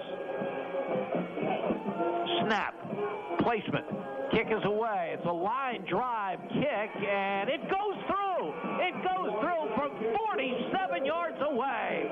Timeout on the field, 11:40 remaining. Berwick 15, Tunkhannock 9. You're listening to Bulldogs football on Sports Radio HLM. S.J. Kowalski Heating and Air Conditioning sells comfort. Since 1972, S.J. Kowalski understands the importance of doing business locally. They service what they sell and take pride in customer satisfaction. S.J. Kowalski is a trained comfort specialist, a Lennox dealer, and they are Northeastern Pennsylvania's premier dealer of Mitsubishi ductless mini-split systems. S.J. Kowalski also sells and installs energy-efficient Rinnai water heaters and geothermal systems. Call 1-888-KOWALSKI and ask about special promotions and 0 zero-interest financing. This is Berwick football coach Carm DiFrancesco. You are listening to Bulldogs football on Sports Radio HLM. Berwick Bulldog football. WHLM Bloomsburg. WBWX Berwick. HLM. I don't know if I've ever seen a field goal that long on a straight line drive. Looked like it would never get there, and it did. This Montrose is quite a kicker. He's perfect on the season. 10 for 10 from field goals. He's got a 42 and now a 47-yarder in this game. 15-9 is the Berwick lead. We're just 20 seconds into the final period. Montrose will kick it off. And he uses that great foot of his to go 1 yard deep in the end zone. Of course, high school football, you cannot run it out. A rule which I never quite comprehended, but that is the rule. Berwick will take over at the 20-yard line, and this is a one-possession game. Yeah, and a rule that Tegan Wilk and the Berwick people wish wasn't in high school, Jim. He caught that. He was backing up and took that one back step to catch it into the end zone. But he wants his chance to make the return. They've been big plays in the course of this game. Big possession for Berwick. They'd like to use some clock, but they want to get some points to make this a two-possession game once again. 6-point lead for the Bulldogs. 11:40 to go. Slot to the left. Wide receiver right. Lawbaugh back to throw. Fires to the sideline. Has Tegan Wilk. One man to beat, and that man hangs on and gets some help. And Tegan's brought down about the 28-yard line. Yeah, real nice job in the secondary. It was number 15 who had the initial coverage. That's Nathan Lord. We've seen him make an interception in the course of the game. He did hold on until two others came. And that'll keep that to a 8-yard gain. Yeah. Wow. Yeah. Didn't think. Wow. Tegan wide right again. Slot to the left. 2nd down and 2. Baba gives the ball off to Lopez, looking for the first down yardage, and he appears to have it as he is brought down by Ty Conan just over the 30-yard line as Berwick moves the sticks. It's important. Generate some offense. Keep it moving. Keep playing, keep away. Finish the drive with points. That matters.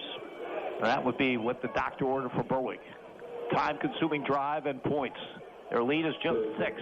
Slot to the left. Tegan Wilk wide right. Lopez to the right of Lawbaugh, who has the snap. Fires a quick out to Tegan Wilk. Runs right into a man. A strong move, but Lord hangs on. First down play will get him over the 37 near the 38-yard line. I think their notion is, come on, cheat up on him, we'll have him run by you. But they're going to give that little bit of a cushion, then come up and try to make the safe tackle. You'll get 7 again on that little short pass. It's just about a yard past the line of scrimmage, and then the run. Tegan Wilk will get a breather now as Berwick faces a 2nd down and 3 at their own 38-yard line. Preston Robbins is in there as a wide receiver to the right. There's a slot to the left. Lawbaugh out of the gun. Gives to Lopez off the right side. Good blocker out front over the 45 to midfield and forced out of bounds in Tunkhannock territory. There was a real nice block delivered there, Jim. It was with a 2 at the end of the number. Aaron Cashman. Yeah, I was looking to see if it was Eric Montez, but Cashman's been pulling a lot and has been visible in the past few games. He pulled from left to right, squared up on the man as he got around the corner. And that was allowing Lopez then to get the nice yardage. 18 yards for Alejandro Lopez. 1st and 10 Berwick at the Tunkhannock 44-yard line. Lawbaugh has the shotgun snap. Gives it to Lopez, and a good effort by him off the right side to the 35-yard line. Riley Jones makes the stop, but Alejandro Lopez, we've seen him come on in second halves of games. It's kind of a change-up running back in style and be very, very effective. There's 9 yards on that carry. 51 yards in all, almost all of them here in the second half. He opened the game as a bit of a moaner with a -2 yards and fumbling the ball away. He's made up for it here in this half. 2nd and 1 from the Tunkhannock 35. Lawbaugh gives to Lopez again. The first down and then some inside the 30 to the Tunkhannock 28-yard line. Noah Craig this time pulling from right to left from his guard position with a nice kick-out block. Opens that inside seam. Another Tunkhannock player down, Jim. 9:10 remaining in the game. 15-9 is the Berwick lead. You're listening to Bulldogs football on Sports Radio HLM. When you refer to local, one name should be top of mind: Steph Subs. Yeah! Steph has been serving the local community for over 35 years on the corner of Main and East Streets, serving the local high school athletes, serving the university, and serving local leaders and residents. Steph understands the importance of buying local, the impact of supporting the community. So when you're looking for lunch, dinner, or anything in between, buy local at Steph Subs, 150 East Main Street, Bloomsburg. Keep your money in your community. And proudly supports WHLM. This is Berwick football coach Carm DiFrancesco. You are listening to Bulldogs football on Sports Radio HLM. Berwick Bulldog football. WHLM Bloomsburg. WBWX Berwick. HLM. Injury timeout continues on the field. Tunkhannock player. We can't check the number just yet.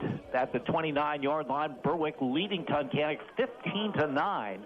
9:10 remaining in the game. The Bulldogs hoping that this possession will bring them a 2-score lead, as it's too close for comfort right now, as that player is on his feet for the Tigers. He went down in obvious pain. It's Riley Jones. It's a defensive back and a return man. They're holding his left knee and then flexing it. He's putting very little weight on. He was injured a little earlier in the game. You can actually see he has long blonde hair, and he takes that helmet off. He's a very recognizable player. And, of course, the 11, now that he's upright, we can see him. Quite a gamer. 150 pounds, Jim, 5'8". Number of these Tunkhannock defenders are a little undersized, and yet, they're coming up and making the hits.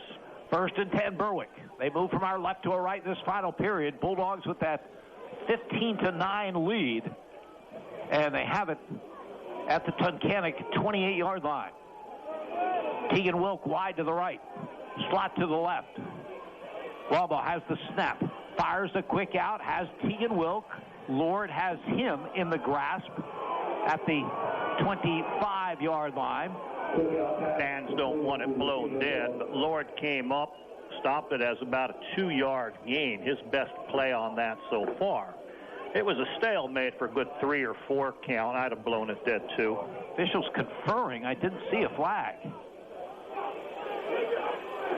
As the ball at the 26-yard line, just a 2-yard pickup on the good play by Nate Lord. 2nd down and 8 Bulldogs. Clock running, 8:20 to go in the game. Berwick nursing a 6-point lead.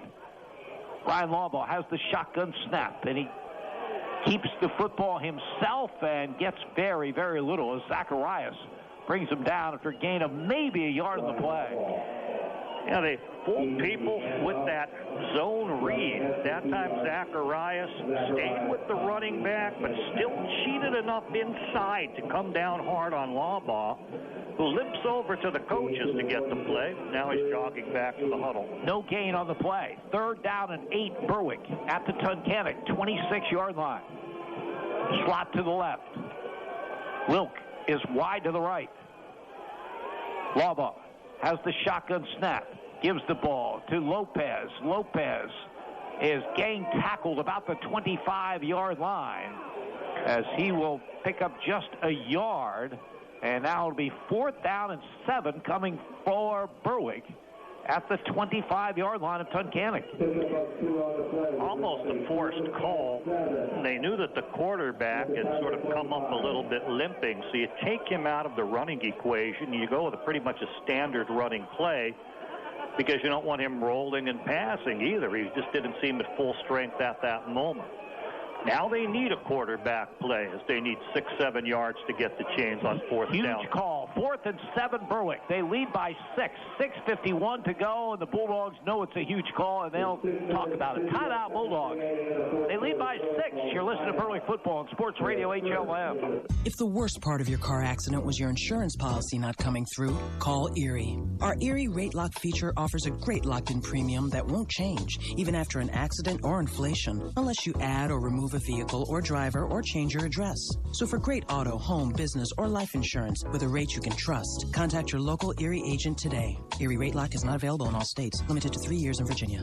Your Erie agent in Bloomsburg is Zimmer Insurance Agency. Get a quote at zimmerinsuranceagency.com. This is Berwick football coach Carm DiFrancesco. You are listening to Bulldogs football on Sports Radio HLM. Berwick Bulldog football. WHLM Bloomsburg. WBWX Berwick. HLM.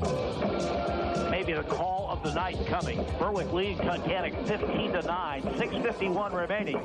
Bulldogs with the ball at the Tunkhannock 25-yard line after their timeout, facing a 4th down and 7. Tegan Wilk wide to the right, slot to the left. Ryan Lawbaugh has the shotgun snap, back to throw, looking, now in trouble.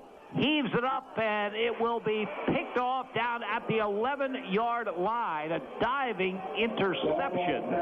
Garrett Uhas, freshman, coming up with that, Jim. I mentioned this team has a lot of undersized players. Garrett Uhas probably filling in for the injured Riley Jones. Just a freshman, 5'9", 135. Thrown under duress. Quarterback realizes it's 4th down.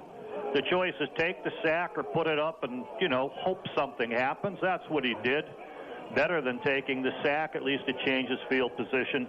But the 4th interception of the night for Ryan Lawbaugh. And the 7th turnover for Berwick overall. So Tunkhannock back at their 12-yard line, trailing Berwick 15-9, 6:45 to go. This is the point where the defense needs an impact play, Jim. Frisco goes in motion to the right. Ben Chilson back to his end zone, lobs it into traffic, and it's picked off by Tegan Wilk. Wilk at the 10, Wilk down to the 5. Wilk tries for the end zone. Did he get there? The officials signal touchdown. Tegan Wilk with the interception and the score with 6:35 to play. He threw over the hands of Montez as he rolled slightly in that direction to the right. There were 2 people in front of the receiver, Tegan Wilk behind. 3 of them jumped for the ball. Tegan Wilk was behind and kind of waiting. The ball tipped, came back to Tegan Wilk. He's already on the far sideline. He immediately starts for the pylon. He fought. He's being tackled at the 1 and reaches the ball across. The side judge, who was right on top of the play, did not award the touchdown. Looked like he wanted to put it at the half-yard line. The referee, who's back there because of the interception, is on the goal line, sees the reach across, and saw that Tegan Wilk wasn't downed, and he awards the score. The 9th interception of the season for Tegan Wilk, the 4th return for a touchdown. And Berwick will go for 2 after they use their 2nd timeout. We'll keep it here, but again, the ball seems to find Tegan Wilk. He finds the ball is what it is too, Jim. He is the free safety. Quarterback is rolling toward the Tunkhannock side. Eric Montez applying pressure, gets the hand up, forces a higher arc on the ball than he'd like. He's forcing it to a receiver who is being covered. Tegan Wilk is reading the quarterback, rolls along with him to the side he has to throw to. He's in the area of the play. The other defenders make the play. The receiver can't make the catch. And in tip drill, it comes to Tegan Wilk, who's behind it. And boy, is he good with after the catch. He just doesn't quit. He's able to tiptoe the sideline. He knows no one's really going to be there until finally some people get an angle, probably the quarterback, to try to get him down around the 1-yard line. Berwick's lining up for 2. His 28th career interception. Tegan Wilk smashing the Berwick record earlier in the season. His 9th this season. 4 of them run back for touchdowns, and this was huge because this was a 6-point game until he ran that one back. And the Bulldogs now lead 21-9, and they'll be going for 2. And it's Tegan Wilk as the tailback in the eye. And he gets the call off the right side, lowers the shoulder, trying to get in the end zone. The officials do not call it. He did not get in. Timeout on the field. 6:35 to play. Berwick 21, Tunkhannock 9. You're listening to Bulldogs football on Sports Radio HLM. Haven't been to Wagner's Trophies and Engravables lately? You need to stop and see what's new. Sublimation. What's that, you ask? Wagner's can take any picture and put it on many different items. Keychains, mouse pads, iPhone covers, to name a few. Or personalize that wedding, anniversary, or birthday gift. Wagner's can custom embroider your corporate wear and custom engrave your awards. Stop in and check out all the new items. Or shop their online catalog at wagnerstrophies.com. Wagner's Trophies and Engravables, 146 East Main Street, Bloomsburg. This is Berwick football coach Carm DiFrancesco. You are listening to Bulldogs football on Sports Radio HLM. Berwick Bulldog football. WHLM Bloomsburg. WBWX Berwick. HLM. 6:35 remaining in the game. Berwick needed a big play to break this one out. Leading by just 6. Tunkhannock with the football deep in their own territory. Tegan Wilk makes the play. The interception, the return for the touchdown. And the Bulldogs lead is 21-9 as Eric Montez gets set to kick off. A little confusion on the sideline. 25-second clock hasn't started yet. And Brendan Hinkle had some sort of tee or apparatus. Eric Montez is doing the kicking, but he couldn't find the tee. So Brendan Hinkle is looking in helmets, under the bench, finally found it. His coaches are screaming to him, "Let's go, let's go." Back deep, D'Amato and Conan for Tunkhannock. Eric Montez will kick it away after the big play by Tegan Wilk. Kick very, very high. Bounces at the 15. Conan picks it up at the 11. Gets some running room and then is hit hard at the 24-yard line. Peyton Williams making a good tackle on special teams. There is a flag on the play. Harry Caskey threw it. You'd anticipate a hold down there around the 15-yard line where the flag left, and it will be a hold against Tunkhannock. From the spot of the foul, be half the distance of the goal, so put it somewhere around the 7 when they do get this spotted.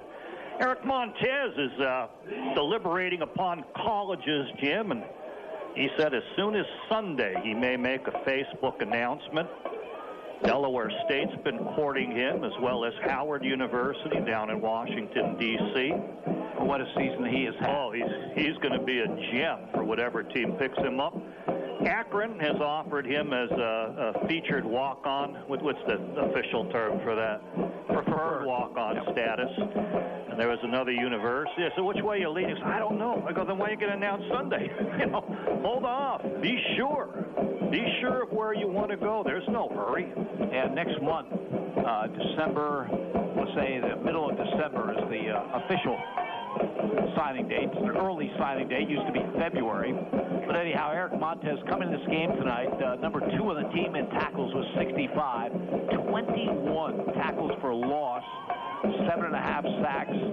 He has just been terrific at that defensive end. You know, he's big and he's strong and he's quick, but he has instincts for the game, Jim. He has the instincts that you just can't coach.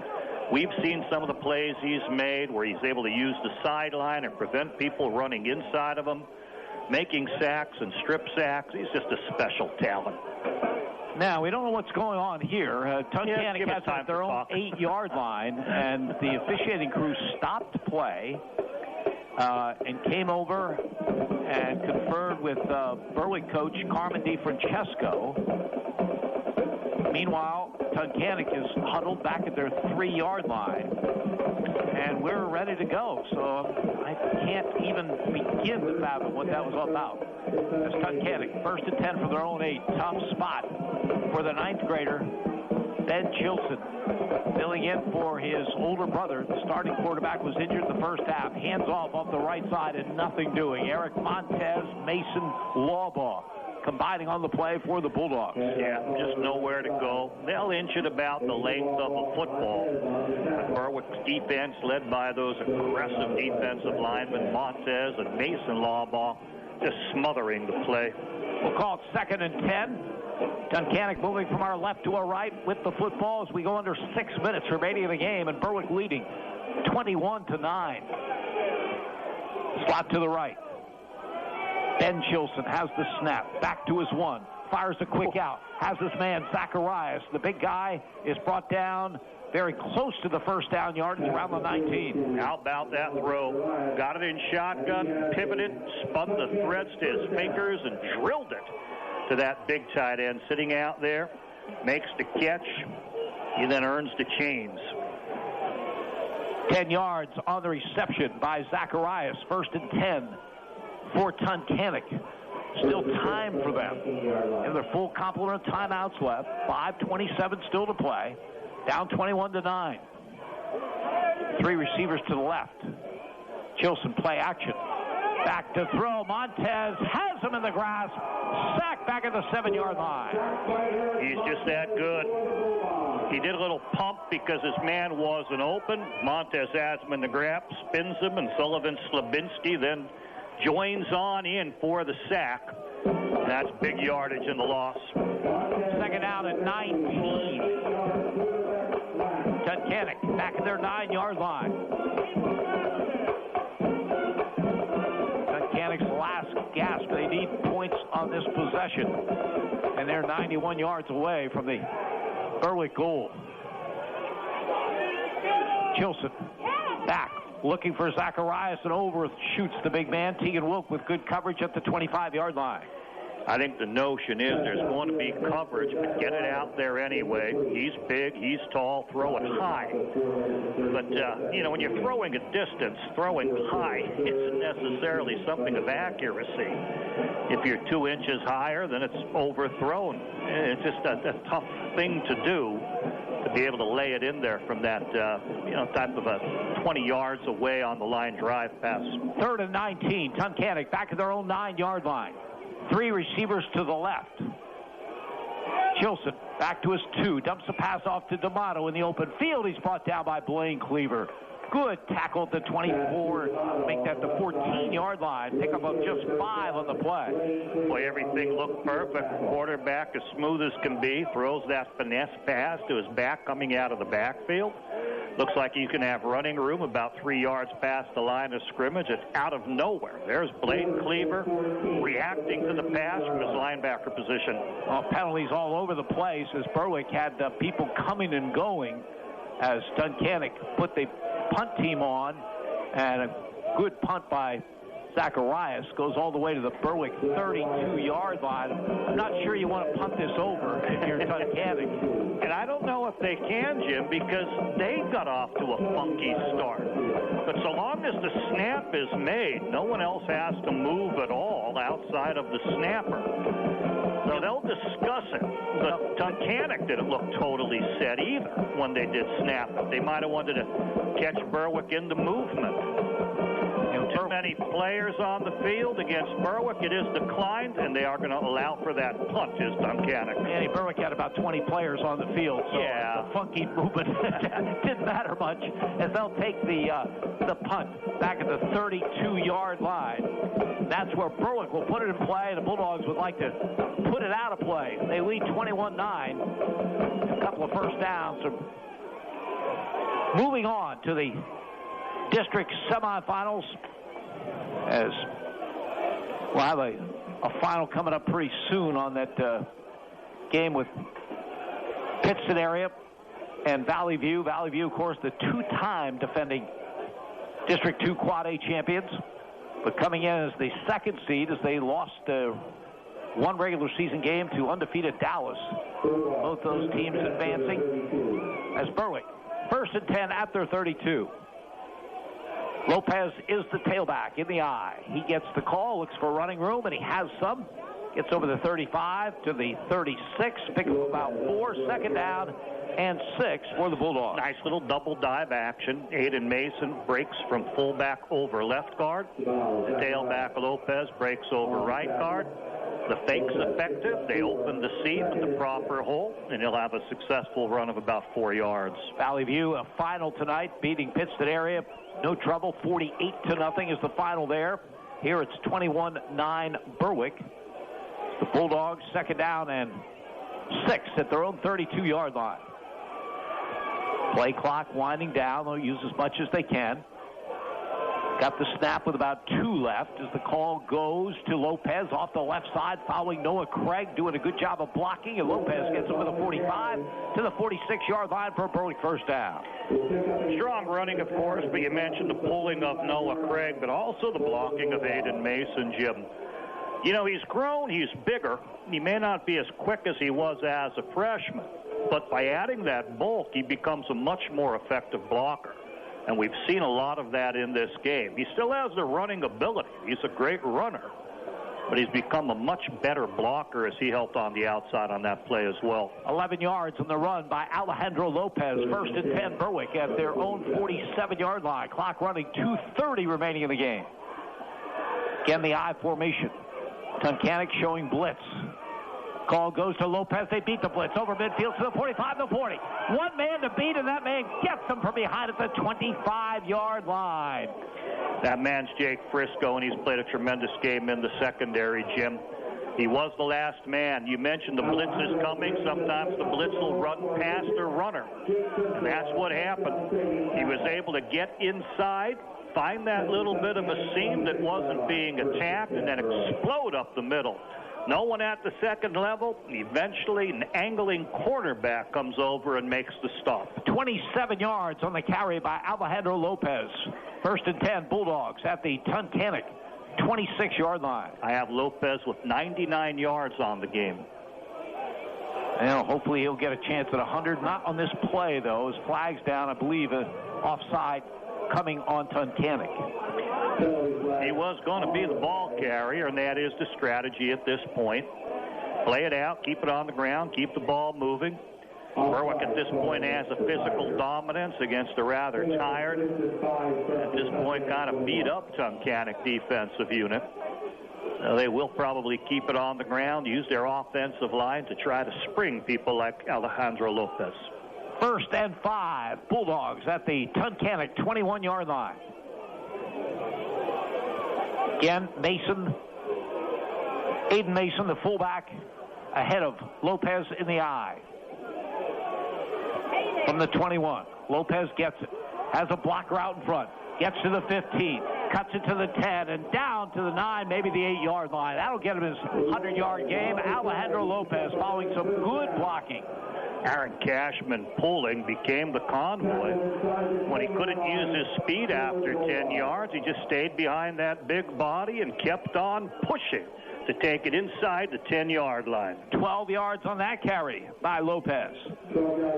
First and goal, Berwick at the Tunkhannock 9-yard line. Under a minute remaining in the game. Lopez again will be the tailback in the I.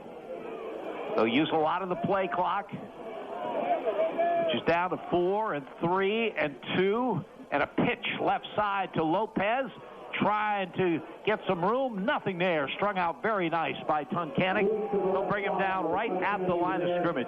Tyler Cheslow among the people. Berwick actually grabbed a jersey of a potential tackler, but none of the officials saw that call.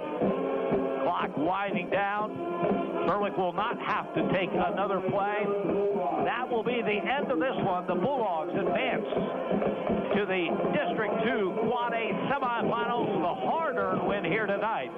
They overcome 7 turnovers and beat Tunkhannock. The final score, Berwick 21, Tunkhannock 9.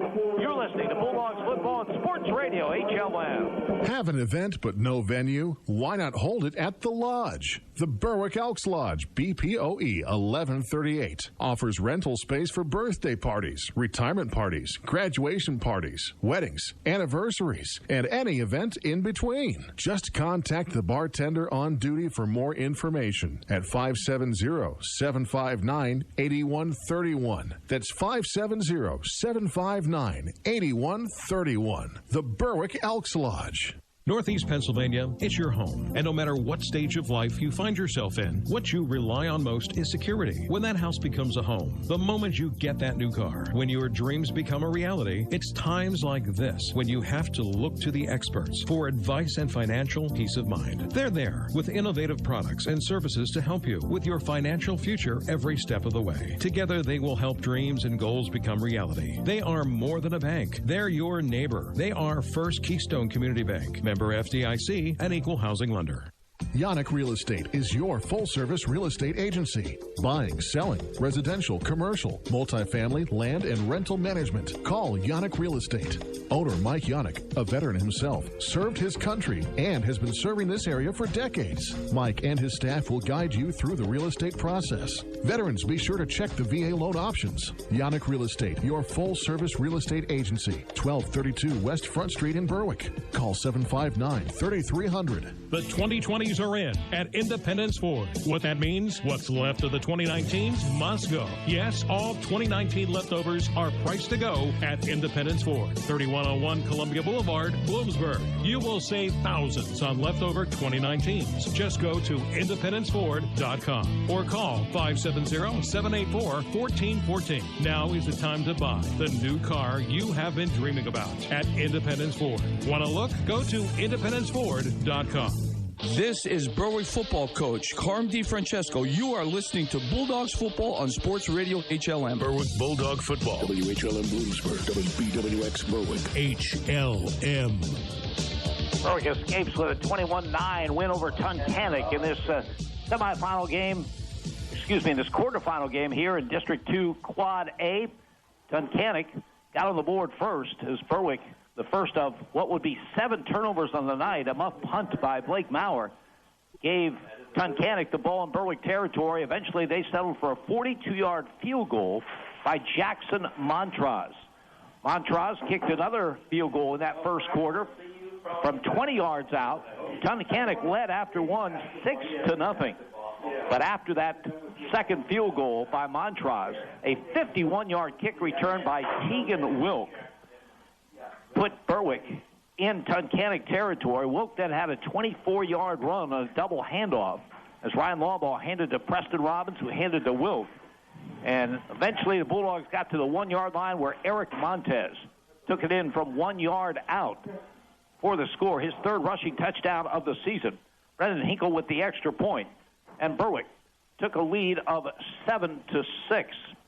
In that second quarter, the Bulldogs would add to that lead with their defense as Tunkhannock backed up deep in their own territory. Quarterback Jack Chilson was hit hard, fumbled the football, and it was recovered by a lineman for Tunkhannock.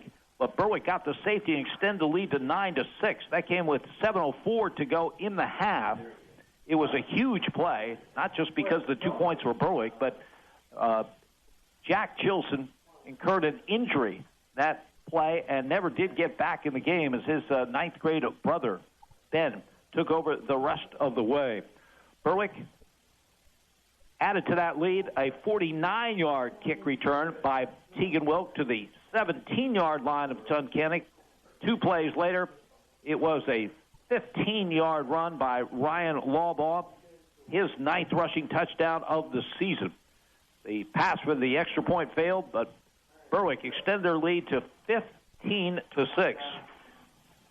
There was no scoring in the third quarter, but early in the fourth quarter, Tunkhannock capped an 8-play drive on a 47-yard field goal by Jackson Montrose, who ended the season 10 for 10, make that 11 for 11 in field goals.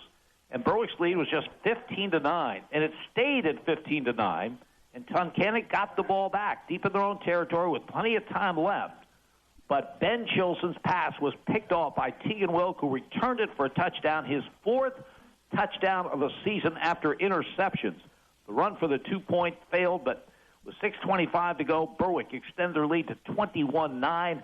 Tunkhannock got it one more time. Berwick's defense was up to the task, and the Bulldogs win it here tonight. Berwick 21, Tunkhannock 9. Scores upcoming with Raven Klein. Stats upcoming with Andy Ulickney. You're listening to Bulldogs Football on Sports Radio, HLM. There's an innovative way to heat your home in winter and cool it in the summer. It's the Climate Master geothermal system that taps the constant temperature of the earth to provide heating, cooling, and hot water while keeping your home comfortable all year long. And it's available from Robert G. Dent Heating and Air Conditioning in Light Street. Climate Master geothermal systems are so efficient, the investment quickly pays for itself. Call your local Climate Master dealer, Robert G. Dent, at 570-784-6721. That's 570-784-6721. First Columbia Bank has brewed up the perfect checking account for you or your business that you can take with you wherever you go. Free and easy checking offers 17 free First Columbia ATMs for your local commute and access to 55,000 free Allpoint and Sheets ATMs for you when you hit the road. Plus, for a limited time, get a free Mr. Coffee travel mug and thermos set when you open a new checking account or refer a friend. First Columbia Bank, with you every step of the way. Restrictions and data rates may apply. First Columbia Bank. Berwick Bulldog football. In HLM Sports tonight, in District 2 Quad A quarterfinals, Valley View defeats Pittston area 48-0. Dallas defeats Abington Heights 56-14. Crestwood defeats North Pocono 34-0. All those are final. In District 4 Quad A semifinals, a final, Jersey Shore beats Shikellamy 72-25. A final, Selinsgrove defeats Midwest 48-6. In District 4 AAA quarterfinals, a final, Central Columbia defeats Danville 21-0. A final, Montoursville beats Shamokin 42-0. A final, Loyalsock defeats Mifflinburg 38-0. And a final, Warrior Run defeats Lewisburg 28-7. In District 2 and 4 6A semifinals, Delaware Valley defeats Williamsport 48-6. And Wilkes-Barre area defeats Scranton 41-12. In District 4 Class A semifinals, Canton beats South Williamsport 24-7, and Muncie defeats Sayre 26-20. Again, all those scores are final. For HLM Sports, I'm Raven Klein. Berwick Bulldog football, HLM. Bulldogs win it here tonight, 21-9. The final over a game Tunkhannock team that had the upsets on their mind and almost got a chance to do that because of 7 Berwick turnovers in the game. Stats in the game, Andy Lickney. Yeah, far from a Picasso, Jim, but Berwick is the stronger of the teams. In total offense, 58 plays for 325 yards. They hold a gutsy, rather gritty Tunkhannock team, 47 plays, 104 yards. So tripling the offensive output, but turnovers. So what a bugaboo they were in this game. Looking at Tunkhannock on the ground, they finished with 22 yards on 15 carries. Gavin D'Amato is the 4th best rushing totals in Wyoming Valley Conference. 5 carries for -1 yard. Ty Conan, 3 carries for 2. Jake Frisco, 1 carry for -4. Starting quarterback Jack Chilson, 3 carries for -1. So the leaders of all of those had 2 yards on 3 carries. Ben Chilson, the freshman quarterback, has the big run, a 36-yarder, and he'll finish with 26 yards on the game on 3 carries, and that allows his team to finish with a plus 22 yards on 15 carries overall. Passing, the Chilson brothers were 10 of 32, 1 interception thrown by younger brother Ben, 82 yards in the air. Jack Chilson, who started the game, suffered from drops from his receivers, or he'd have had a tremendous night. Injured on a safety. At some point, younger brother Ben took over with a single digit and a similar height, and we weren't quite aware until halftime. So I can't separate their numbers. In the receiving corps, Jake Frisco, one of the top receivers in the league. In fact, in many categories, the top receiver. Berwick holds him to 2 catches for 22 yards. Jamal Zacharias, 2 catches for 30 yards. Gavin D'Amato out of the backfield, 2 catches for 6. Matt Prebula, 4 catches for 24. 82 in the airways, plus 22 on the ground, 104 yards for Tunkhannock on the night. Berwick tops that 104, in fact triples it with 325 yards. 60 in the air, 265 on the ground. A bit of a nightmarish night for quarterback Ryan Laubaugh. 4 interceptions. He throws 7 for 18.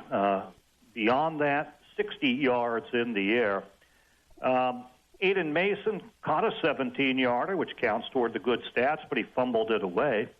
Lane Cleaver reached behind for a nice catch, an 11-yarder in the second half. And Tegan Wilk had all 5 of his catches in the second half for 32 yards as they were just throwing sideways to him and seeing what he could do on the defender. So 60 yards in the air for Berwick. 265 on the ground on 39 rushes. Tops will be Alejandro Lopez, just 1 first-half carry, and that was fumbled away. But he finishes with 13 carries in all for 111 yards. Tegan Wilk seeing a lot of action at tailback, put his skills to their most beneficial use for the team. 8 carries in all, 81 yards for Tegan Wilk from the tailback position. Aiden Mason getting some carries at tail, some carries at fullback, 5 in all for 36. Blake Maurer had a 6-yard run. Looking on down, then you get to the quarterback, and it will be Ryan Lawbaugh with 11 carries for 30 yards as Tunkhannock seemed to kind of game plan it to take his running away. 265 on the ground, 60 in the air, 325 for Berwick compared to the 104. Not a Picasso by any means, Jim, but a win that allows you to continue. Sometimes you need to get the sloppy one out of the way. The talent's still there. They just got to clean it up. They will, indeed. To get 7 turnovers and still win a game, I guess, says something about your resilience. As the Bulldogs, with the victory, improved to 9-2. They will be on the road next week to Peckville to take on Valley View. Will be the rematch of a great regular season game won by Valley View 35-28.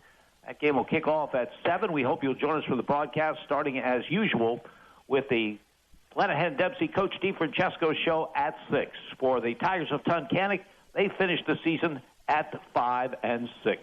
That final again, Berwick 21, Tunkhannock 9. For Andy Lichting and our producer Raven Klein, this is Jim Doyle reminding you heard it live on Sports Radio HLM.